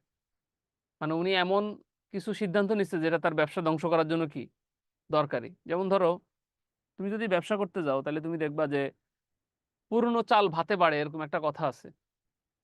তোমরা শুনছো কিনা জানি না এই কথাটা, পুরনো চাল ভাতে বাড়ে। হ্যাঁ, এরকম একটা কথা কিন্তু সমাজে প্রচলিত আছে, আমাদের এলাকায় আমরা প্রচুর শুনতাম। অনেক সময় দেখবো অনেক মালিক এসে তোমার হলো পুরনো কর্মচারীদেরকে বের করে দেয়। এটা আমি আমার জীবনে দেখছি বহুত। ধরো বাবা মারা গেছে, ছেলে আসছে, ছেলের বউ, এরা হইলো তোমার ব্যবসার হাল ধরছে, কিন্তু এদের ধরো ব্যবসা সম্পর্কে কোনো আইডিয়া নাই, কিচ্ছু নাই। হ্যাঁ, আইসাই প্রথম পুরনো কর্মচারীকে বের করে দিছে। পুরনো কর্মচারীকে যখন বের করে দেয় তখন দেখা গেছে যে ও মনে করে এটা চলবে, নতুন কাউরে আনলে ব্যবসায় গতি আসবে, কিন্তু পুরনোরা যেভাবে মহব্বতের সহিত মহব্বত করবে, এই মহব্বত তো অন্য কেউ করে না, তখন সেই ব্যবসাটা পড়ে যায়। আমি আমার জীবনে 40 বছরের জীবনে এটা বহুবার দেখছি, আমি এটা বহুবার আমার জীবনে আমি দেখছি এটা। তো এই জন্য মালিকের খামখেয়ালিপনার কারণে কিন্তু অনেক ব্যবসা অনেক সময় কি হয়, নষ্ট হয়। আচ্ছা, সীমাহীন দায়।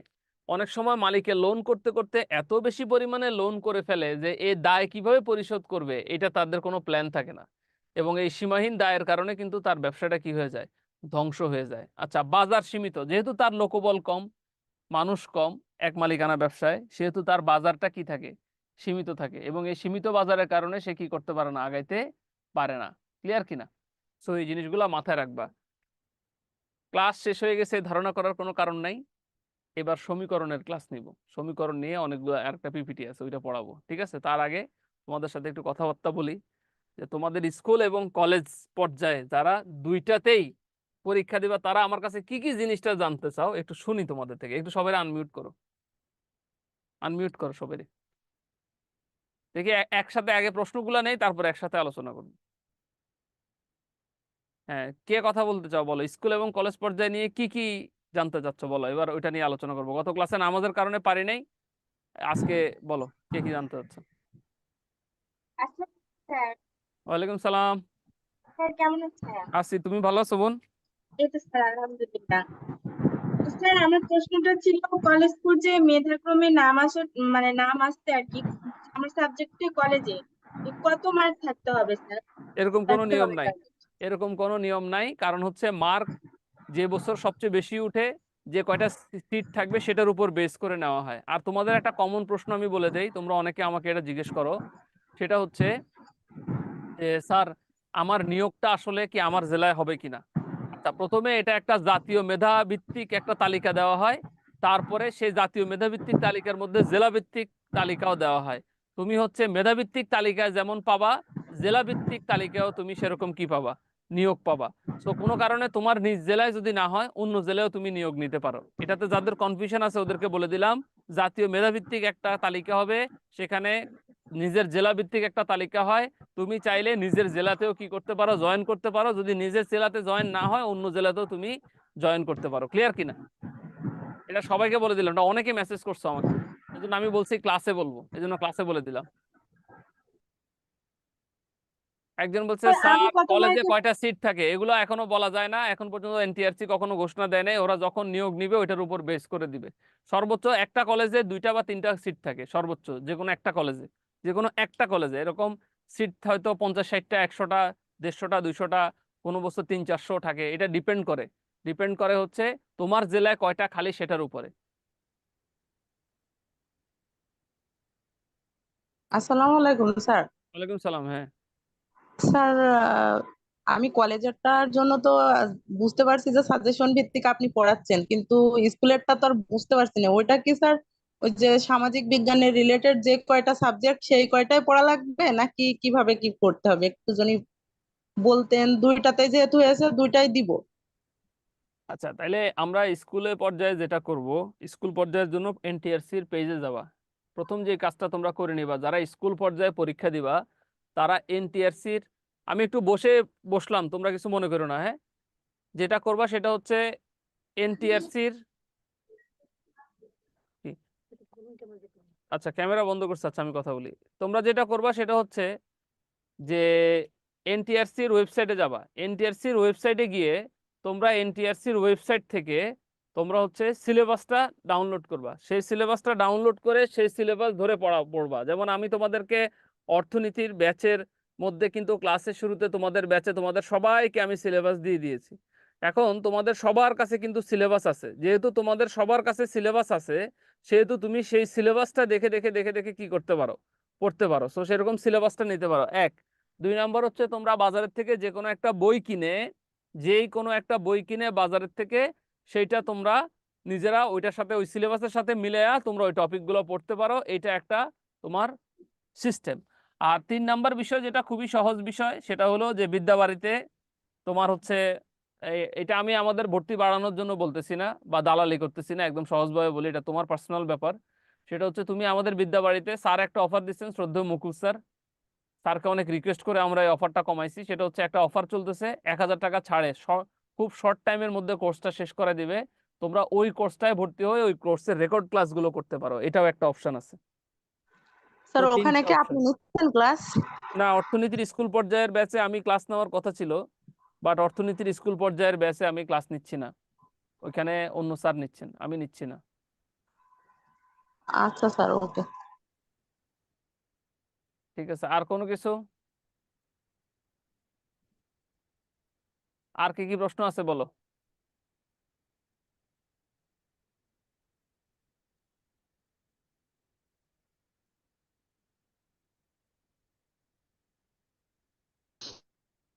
যারা 2টাতে টিকছে ওদের আর কি কি প্রশ্ন আছে বলো। আরো অনেক প্রশ্ন আছে তো, আমার কাছে তো মাথায় ঘুরপাক খাচ্ছে প্রশ্ন।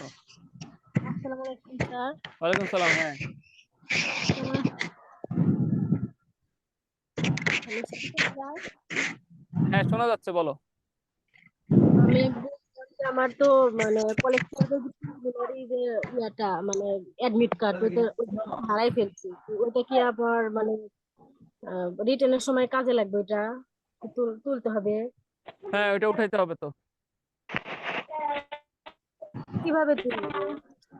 ওইটা তুমি এনটিআরসির ওই পেজে গিয়ে আবার ডাউনলোড করবা, ডাউনলোড করে আবার ইয়ে করবা, সেমটা তো থাকে, ওখান থেকে ডাউনলোড করে ফেলো।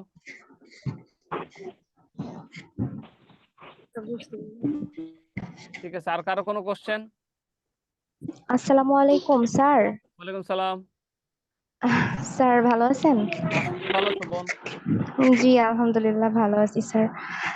স্যার আমার প্রশ্নটা আসলে মানে আমি বলতে চাচ্ছিলাম যে যেহেতু এখন কলেজ পর্যায়ের পরীক্ষা খুব বেশি দেরি হয়তো নাই, তো এই পড়ার সাথে সাথে স্যার এমনিও যে 11 থেকে 20তম গ্রেডের চাকরি বা অন্যান্য চাকরির জন্য তো আমাদের অন্যান্য পড়াগুলো পড়তে হয়। তো স্যার দুইটা ব্যালেন্স কিভাবে করবো একটু যদি একটু ধারণা দিতেন স্যার। মানে ওইটা একদম বাদ দিয়ে দিলে তো পড়াগুলা মাথায় থাকে না অনেক সময়। তুমি এমনি পড়াশোনা কোথায় করো? তুমি কারেন্ট স্টুডেন্ট হিসেবে আছো নাকি পড়াশোনা শেষ? স্যার আমার মাস্টার্স কমপ্লিট হয়ে গেছে, আমি হচ্ছে ইসলামী বিশ্ববিদ্যালয় থেকে কমপ্লিট করছি। কোন সাবজেক্টে? অর্থনীতিতে? অর্থনীতি, জি স্যার। আচ্ছা, এখন ইয়ে তোমার ইয়ে শেষ হয়ে গেছে তাই তো, মাস্টার শেষ? জি তো ঠিক আছে, আর অন্য কোনো কাজ জব করো বা অন্য কিছু করো? না স্যার, এখনো আমি কোনো জবে ঢুকি নাই। ঠিক আছে, বুঝতে পারছি। ওকে, ঠিক আছে, বলবো। আর আর কার কার কোশ্চেন আছে বলো, একবারে দাঁড়ায় বলবো আমি। আর কার কার কোনো কোশ্চেন আছে? স্যার আমার একটা প্রশ্ন ছিল স্যার।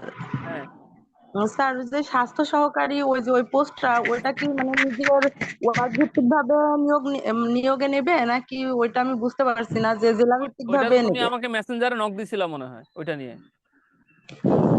স্যার হ্যাঁ, আমার হাজবেন্ড হয়তো লিখেছিল। হ্যাঁ হ্যাঁ আমি আমি তো এটা তোমাকে লিখেছিলাম। বলছি, ওইটা তো তুমি মেসেঞ্জারে নক দিছিলা, আমি তো বলছি ওইটার জন্য ওইখানে ওখানে ফোন দাও, ফোন দিয়ে বলো যে কিসের উপর বেস করে পরীক্ষা হবে, কারণ বাজারে এটার কোনো বই বা কোনো কিছু ভালোভাবে পাওয়া যাচ্ছে না। দেখে যে বলবো সেটাও নাই, এবং ওদের তো আমি তো জিজ্ঞেস করছিলাম যে আমাকে ইয়েটা দেওয়ার জন্য, এটাকে কি বলে, এই সম্ভবত ইয়েও স্যার পাঠাইছিল আমাকে, নিয়োগের স্যার বিজ্ঞপ্তিটাও পাঠাইছিল, এখানে তো কিছু দেখা যাচ্ছে না। ও স্যার, তাহলে ঝিনাইদহ আমার না, হাজবেন্ড। ঝিনাইদহ জেলার থেকে বলতেছো না তুমি? না স্যার, আমি চুয়াডাঙ্গা জেলা থেকে, তাহলে আমি পাঠাইনি। আমি এখনো অ্যাকচুয়াল খেয়াল করিনি। আমার হাজবেন্ড আবার লেখে তো মাঝে সাঝে, ওই জন্য আমি ভাবছি আমার হাজবেন্ড লিখতে পারে, ওই কারণে আমি শিওর না হয়ে বললাম। আর আমরা ঝিনাইদহ না, চুয়াডাঙ্গা জেলা স্যার। আচ্ছা, তাহলে ঝিনাইদহের একজন আমাকে এসএমএস করছে। স্যার আমি বলতে চাইছিলাম যে আমাদের 3টা ওয়ার্ড মিলে তো হচ্ছে পরীক্ষাটা যদি হয়, মানে পরীক্ষা তো হবে জেলা ভিত্তিক, কিন্তু নিবে নাকি ওয়ার্ড ভিত্তিক? তো এখন কি আমাদের ওয়ার্ডের ওই 3টা ওয়ার্ডের ভিতর কম্পিটিশন, নাকি পুরা খাতাটা নিবে জেলা ভিত্তিক ভাবে? জেলা ভিত্তিক হবে, সেই জেলা ভিত্তিক থেকে নিয়োগ দিয়ে তারপরে যার যার ওয়ার্ডে দিবে। কিন্তু আমার ওয়ার্ডে যদি কেউ নাই টেকে স্যার স্ট্যান্ডার্ড মার্ক, কেউ যদি নাই পাই, তাইলে নিবে না, তাইলে আবার পরের পরীক্ষা নিয়োগ বিজ্ঞপ্তি দিবে। আচ্ছা স্যার, ওকে। ঠিক আছে, তারপর আর কোনো কিছু?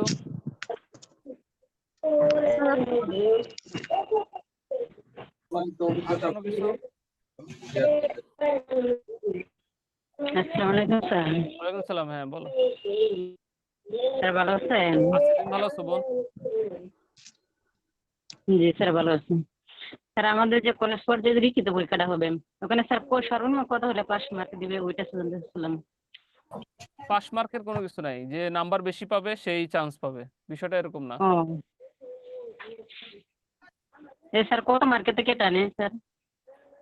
তুমি 100-এ যদি 65-70 পাও তাহলে তো বেটার, বাট প্রতি বছর প্রশ্নের ইয়ের উপরে ডিপেন্ড করে, প্রশ্ন কতটুকু কি ওইটার উপরে ডিপেন্ড করে,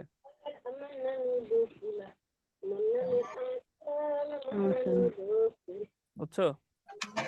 আচ্ছা, এইবার আর কারো কোনো কোশ্চেন থাকলে বলো।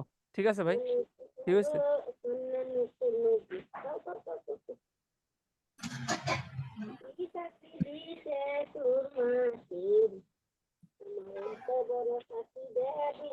ক্যামেরাটা আমাদের একটু ঠিক করতেছে, তো এই ফাঁকের জন্য আমি কথাও বলতেছি তোমাদের।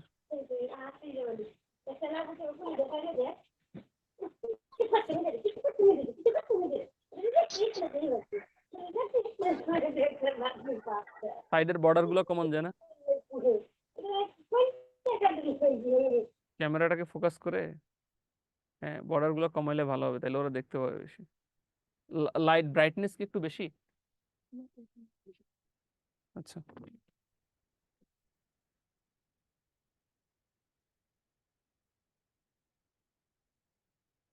আচ্ছা এখন যারা দুইটা জবের প্রিপারেশন নিচ্ছ, স্কুল এবং কলেজ, তারা, আমি প্রথমে যেটা বলবো সেটা হচ্ছে, যেহেতু কলেজে তুমি অনেক দূর আগে গেছো পড়াশোনা, তুমি স্কুলের প্রিপারেশনটা যদি নাও, তুমি একটা বেলায় প্রিপারেশন নাও। যদি এরকম হয় যে তুমি সকালে 2 ঘন্টা পড়ো, রাতে 3 ঘন্টা পড়ো, তাহলে আমি বলবো রাতে, যেহেতু তুমি কলেজের আগে গেছো, রাতে 3 ঘন্টা তুমি কলেজের পড়ো, সকালে 2 ঘন্টা হচ্ছে তুমি স্কুলের পড়া পড়ো।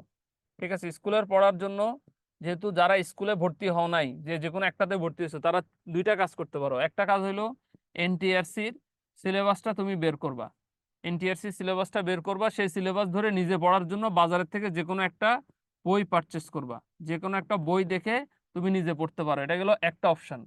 সেকেন্ড অপশন যেটা, সেটা হলো তুমি বিদ্যাবাড়িতে ভর্তি হতে পারো। বিদ্যাবাড়িতে তোমার আমাদের যে কোর্স আছে, রিটেন কোর্স, সেখানের ভিডিও ক্লাসগুলো তুমি অবসর সময় বসে বসে শুনবা, ভিডিও ক্লাসগুলো। ওই ভিডিও ক্লাসগুলো শুনে মোটামুটি ভাবে তোমার সেকেন্ড একটা অপশন, দুইটা অপশন আছে, একটা হলো তুমি এনটিআরসির সিলেবাস, আর একটা হলো একটা বই পড়তে পারো, আর একটা হচ্ছে বিদ্যাবাড়িতে ভর্তি হয়ে সেখান থেকে তুমি পড়তে পারো। এই দুইভাবে তুমি স্কুলের জিনিসটা করতে পারো। আর কলেজের ক্ষেত্রে টেনশনের কিছু নাই, কলেজের ক্ষেত্রে যতক্ষণ আমি আছি ততক্ষণ আমি তোমাদেরকে গোছাই দিব।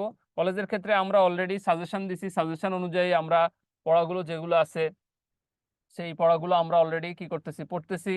আমরা হচ্ছে চ্যাপ্টার ওয়াইজ এক্সাম নিব। অলরেডি আমি তোমাদেরকে বলছি প্রথম 4টা চ্যাপ্টারের উপরে তোমাদের পরীক্ষা হবে। আচ্ছা, এখানে তোমরা অনেকে আমাকে মেসেজ করছো যে তোমাদের অনেকের মাস্টার্স পরীক্ষা আছে, অফিস আছে, সংসার আছে। তোমাদের জন্য আমি পরীক্ষার আগেই বলে দিছি আমি এই জিনিসগুলা, যে আমি 2 থেকে 3 দিন সময় দিব, এর মধ্যেই খাতাটা আমাকে জমা দিতে হবে। খাতা জমা দেওয়ার মাধ্যমটা আমি তোমাদেরকে বলে দিব। খাতা জমা দেওয়ার মাধ্যম গত ক্লাস থেকে কাউন্ট হয়ে গেছে, আমি আগামী 7 দিনের মধ্যে তোমাদের পরীক্ষা নিব। সো এটার উপর বেস করে তোমাদের এক্সামটা হবে, ক্লিয়ার কিনা? আর আরেকটা বিষয় বলি, অনেকে আমাকে অনুরোধ করতেছো, স্যার প্রতিটা অধ্যায়ের উপরে পরীক্ষা নেন। বাবারে, কাউকে যখন কোনো জিনিস বলবা একটু চিন্তা ভাবনা করে বলো। তোমাকে কোনো জিনিস না বলতে আমার খুব কষ্ট লাগে, নিজের সন্তান আর নিজের ছাত্রকে কোনো কিছু না বলতে খুব কষ্ট লাগে টিচারদের। 270 জন স্টুডেন্ট এই ব্যাচে আছে, এর মধ্যে মাশাআল্লাহ আমার স্টুডেন্টরা যথেষ্ট পরিমাণ পরীক্ষা দেয়। শুধু 3 নাম্বার অ্যাসাইনমেন্টটা কম পড়ছিল, কালকে আমি বলাতে দেখলাম প্রচুর অ্যাসাইনমেন্ট পাঠিয়ে দিছে আমাকে। তো 270 জনে যদি আমাকে 220 জনেও খাতা দেয়, তুমি আমাকে বলো তো 220টা খাতা তোমার মেসেঞ্জারের মধ্যে আইসা তোমাকে 220 জন মানুষ এট এ টাইম চ্যাট করতেছে, এট এ টাইম পাঠাইতেছে, এই জিনিসগুলো পড়াটা কতটা ডিফিকাল্ট একটা মানুষের জন্য। তোমাকে 220 জন মানুষ একসাথে ধরো তোমার মেসেজ করতেছে, আবার কেউ কিছুদিন পর মেসেজ করতেছে সকাল বিকাল রাতে, তোমার কাছে কেমন লাগবে প্রত্যেকটা রিপ্লাই দিতে? অ্যাজ এ মানুষ তুমি বলো আমাকে, ভালো লাগবে? সো আমার পক্ষে সম্ভব প্রতিটা অধ্যায়ের পরীক্ষা নেওয়া?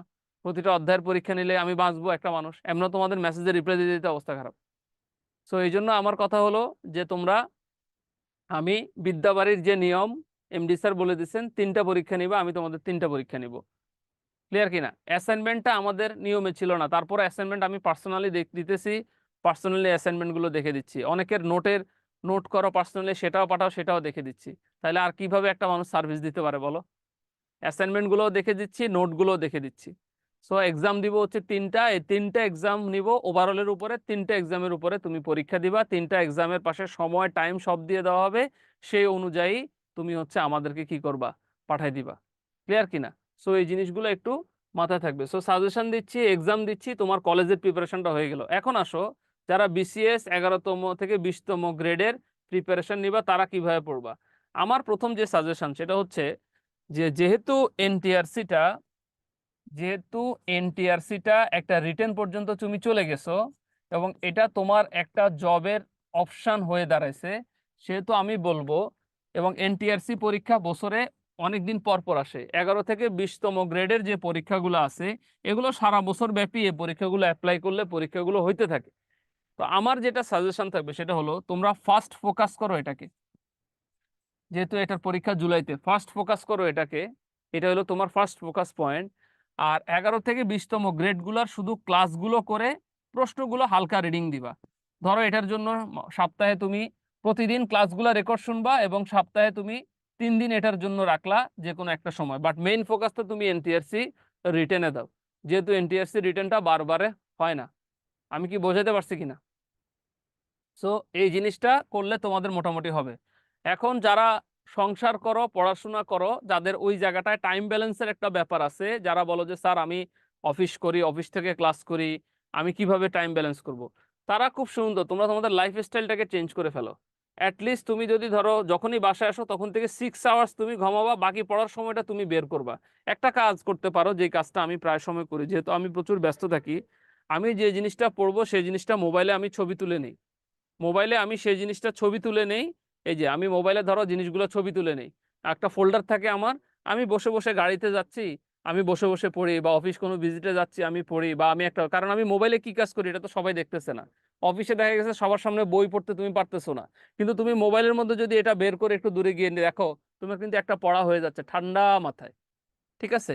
সো এই জিনিসটা করে তোমরা একটু টাইমটাকে ইউটিলাইজ করতে পারো, এটা ইউটিলাইজ করার একটা বেস্ট সময়। আর প্রতিদিন যেটা করবা সেটা হচ্ছে তোমাদের যে ঘুমের টাইমটা, এটা আমি আগেও বলছি যে এটাকে একটা নির্দিষ্ট টাইমের মধ্যে নিয়ে আসো। যদি তোমার লাইফটাকে তুমি একটা নির্দিষ্ট টাইমের মধ্যে নিয়ে আসো তাহলে তুমি পারবা।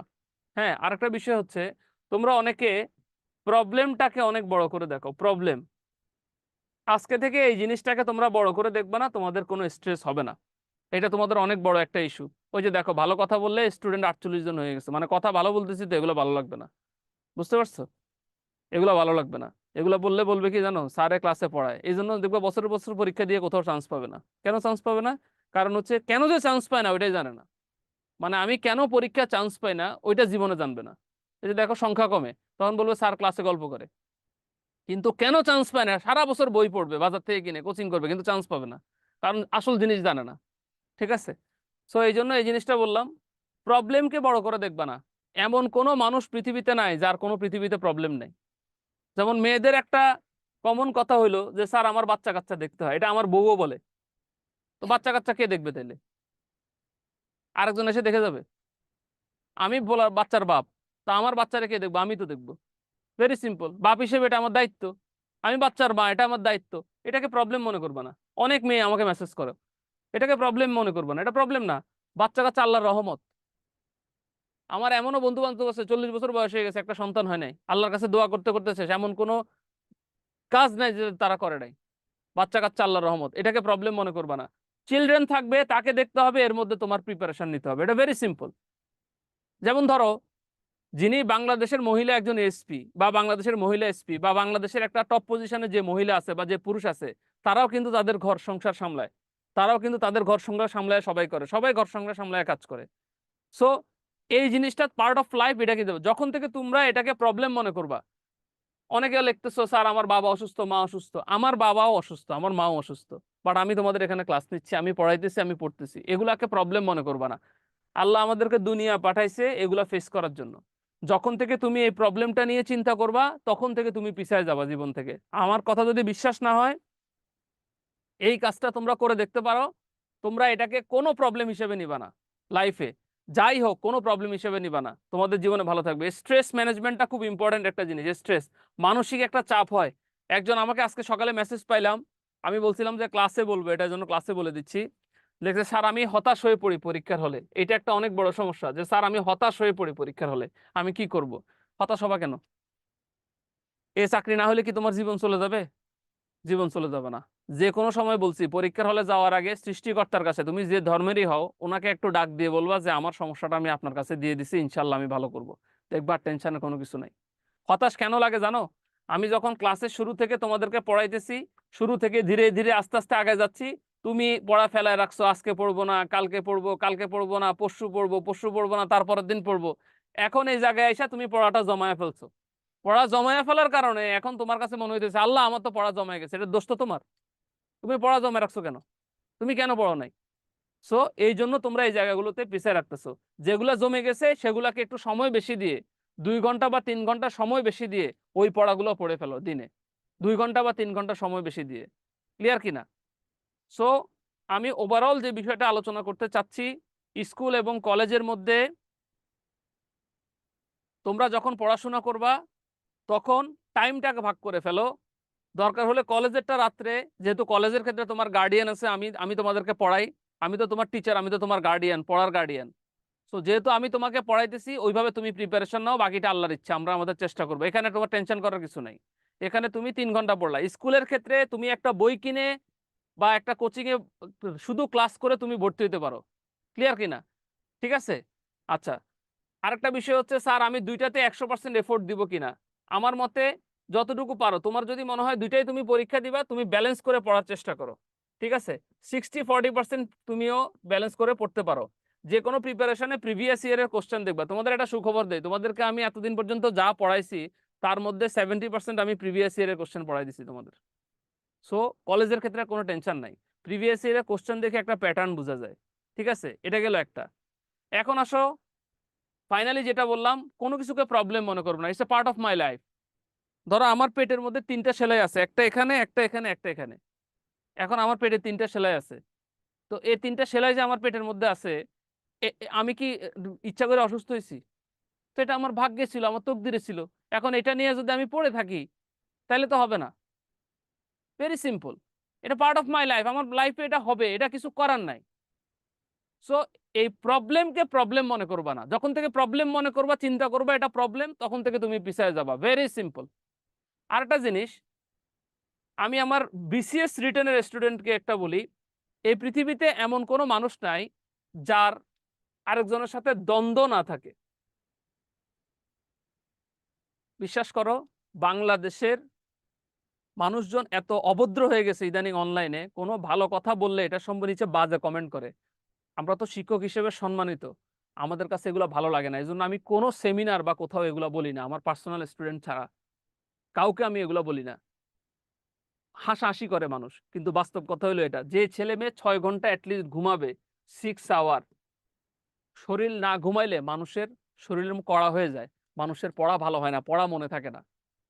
পড়া মনে থাকার একটা হলো অ্যাটলিস্ট 6 ঘন্টা তোমাকে ঘুমাইতে হবে এবং একটা টাইম মেনটেন করতে হবে। কোনো কিছু না পারো, রাত 11টা থেকে 3টা পর্যন্ত মানুষের ডিপ স্লিপ হয়। এই সময় মানুষের মস্তিষ্ক সতেজ থাকে, সকালবেলা পড়া মনে থাকে বেশি। মানুষের সাথে মানুষের দ্বন্দ্ব হয়। আমি সবসময় বিসিএস রিটেনের স্টুডেন্ট সহ বাকিদেরকে বলি যে এই দ্বন্দ্বটা তোমরা কারোর সাথে করবা না, বাদ দাও। কারোর সাথে ঝামেলা আছে, গন্ডগোল আছে, বাদ দাও ভাই, ছেড়ে দিলাম, যা, জীবন আছে কয়দিন, এটা নিয়ে চিন্তা করবো না। অ্যাটলিস্ট জুলাই মাসের পরে চিন্তা করবো, আমরা পরীক্ষার পরে চিন্তা করব। তখন যেটা হবে, এই দ্বন্দ্বটা যখন তুমি তার সাথে লাগবে না, দেখো কারোর সাথে রাগ হইলে একটা চিন্তা মাথার মধ্যে আসে যে ওর উপর আমার রাগ উঠছে, ওর উপর আমার রাগ উঠছে। এই চিন্তাটা তোমার ব্রেইনের ক্ষতি করে, তখন তোমার পড়া মনে থাকে না। লাস্ট এন্ড ফাইনাল বিষয়, লাস্ট এন্ড ফাইনাল বিষয়, কনফিডেন্স। কোনো লাভ নাই, অব্র স্যার 1000 বার বলতেছি এটা করো ওইটা করো, উৎসাহ দিচ্ছি, কোনো লাভ হবে না যদি নিজের কনফিডেন্স না থাকে।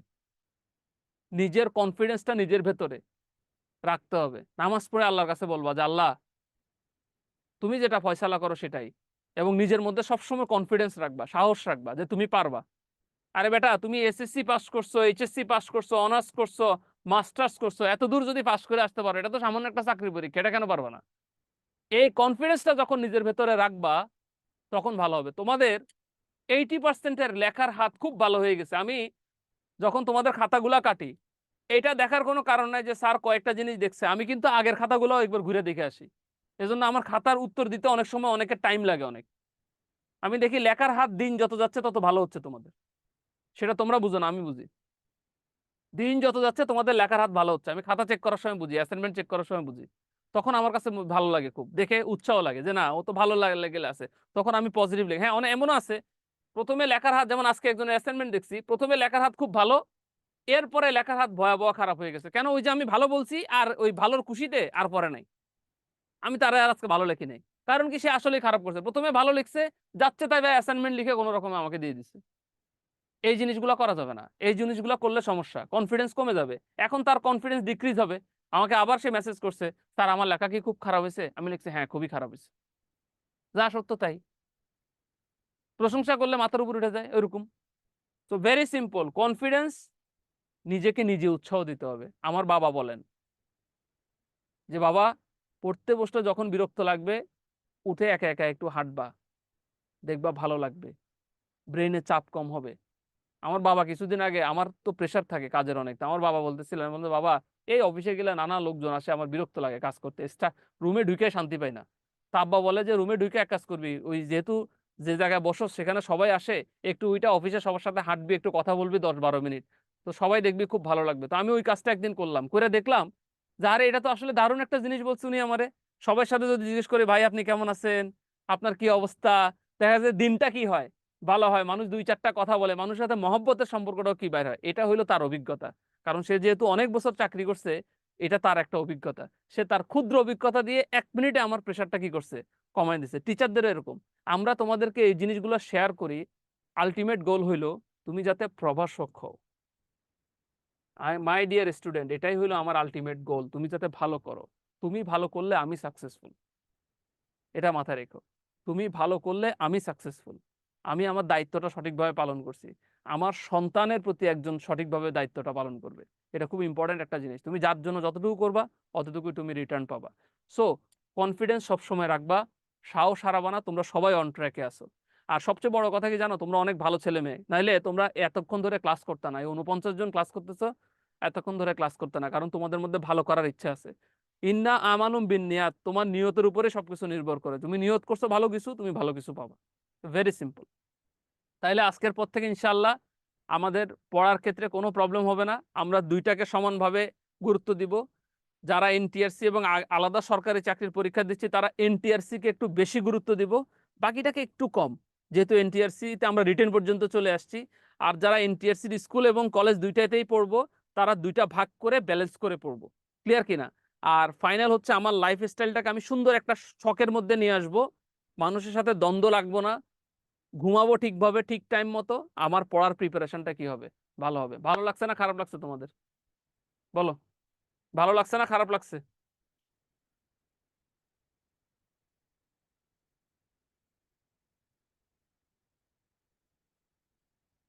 এই ওই স্লাইডটা দিয়ে দাও, আরেকটা স্লাইড আছে না ওটা দিয়ে দাও। ভিডিওটা অফ করে আমি ওদের সাথে বসে বসে কথা বলি, তুমি স্লাইডগুলো দিয়ে দাও, ওই স্লাইডটা। ভালো লাগছে না? গুড, ভালো লাগলেই ভালো।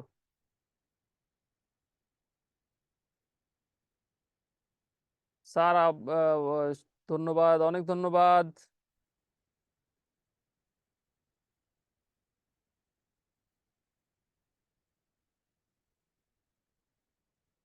একটা সিম্পল বিষয় কি জানো, আমাদের আরেকটা স্লাইড দিচ্ছে, এজন্য আমরা একটু ক্যামেরাটা বন্ধ করছি। সো এই জন্য ক্যামেরাটা বন্ধ করছি, আমাদের আরেকটা স্লাইড দিচ্ছে। একটা একটা বিষয় তোমাদেরকে বলি, সেটা হলো যে লাইফ মানে হচ্ছে স্ট্রেস। সো এই স্ট্রেসকে আমরা কতটুকু কমাইতে পারবো এটা হচ্ছে আমাদের জন্য খুব গুরুত্বপূর্ণ, যে আসলে আমরা কতটুকু টেনশন ফ্রি থাকতে পারবো। তুমি একদিন সারাদিন টেনশন ফ্রি থাকবা, চিন্তা করবা যে আজকে কোনো বিষয় নিয়ে আমি টেনশন করবো না, দেখবা মনটাই ভালো হয়ে যাবে। দিছো? এটা না তো, এর এই সমীকরণের স্লাইডটা কই আমার? এটা না, এটা না, ব্যাকে যাও। কোথায় 3 নাম্বার কই? এটা না, এটা না, এটা কাটো। কোথায় গেল এটা? এটা এটা এটা এটা এটা এটা এটা অন করে দাও। সো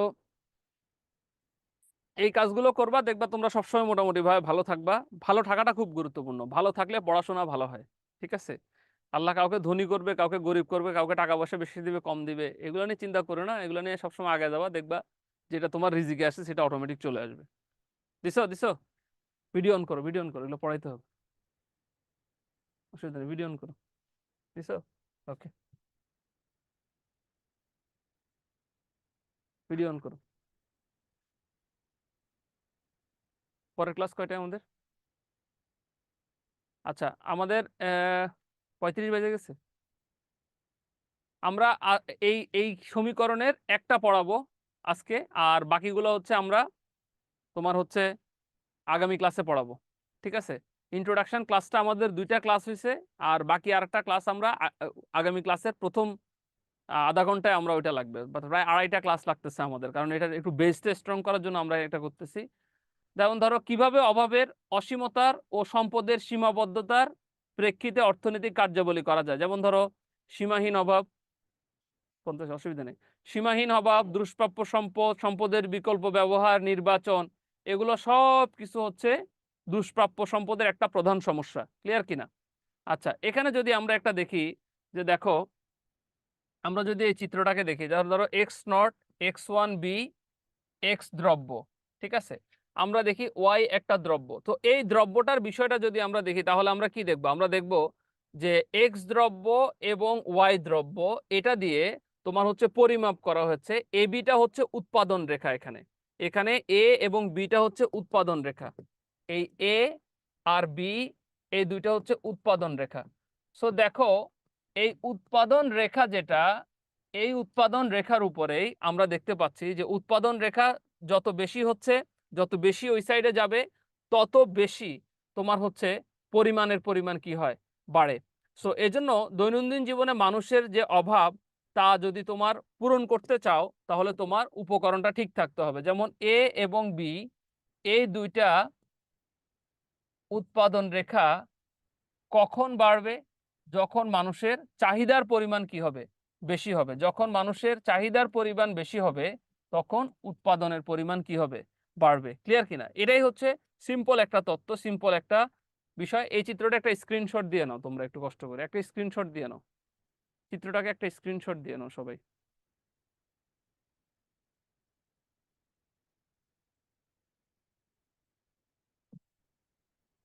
আচ্ছা, ভারসাম্য পরিমাণ, এটাতে একটা স্ক্রিনশট দিয়ে নাও।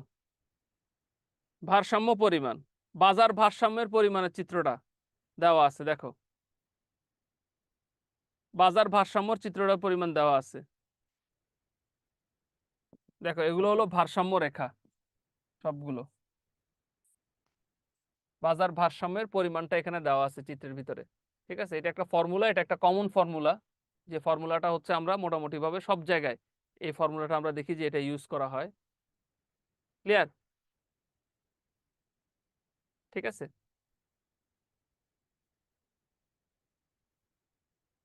এখানে চাহিদা এবং যোগান যে পরস্পর সমান, সেটাকে কি করার চেষ্টা করছে? বোঝানোর চেষ্টা করছে। আগামী ক্লাসে আমাদের আরো অনেকগুলো প্রশ্ন আছে, ওগুলো একটু আমরা আলোচনা করব। অসীম অভাব ও সম্পদের সীমাবদ্ধতা, ভারসাম্য, বাজার ভারসাম্য, এগুলো নিয়ে আগামী ক্লাসে আমরা আরো অনেক কিছু আলোচনা করব। তার মানে হচ্ছে আমাদের আগামী ক্লাস শুরু হবে এখান থেকে।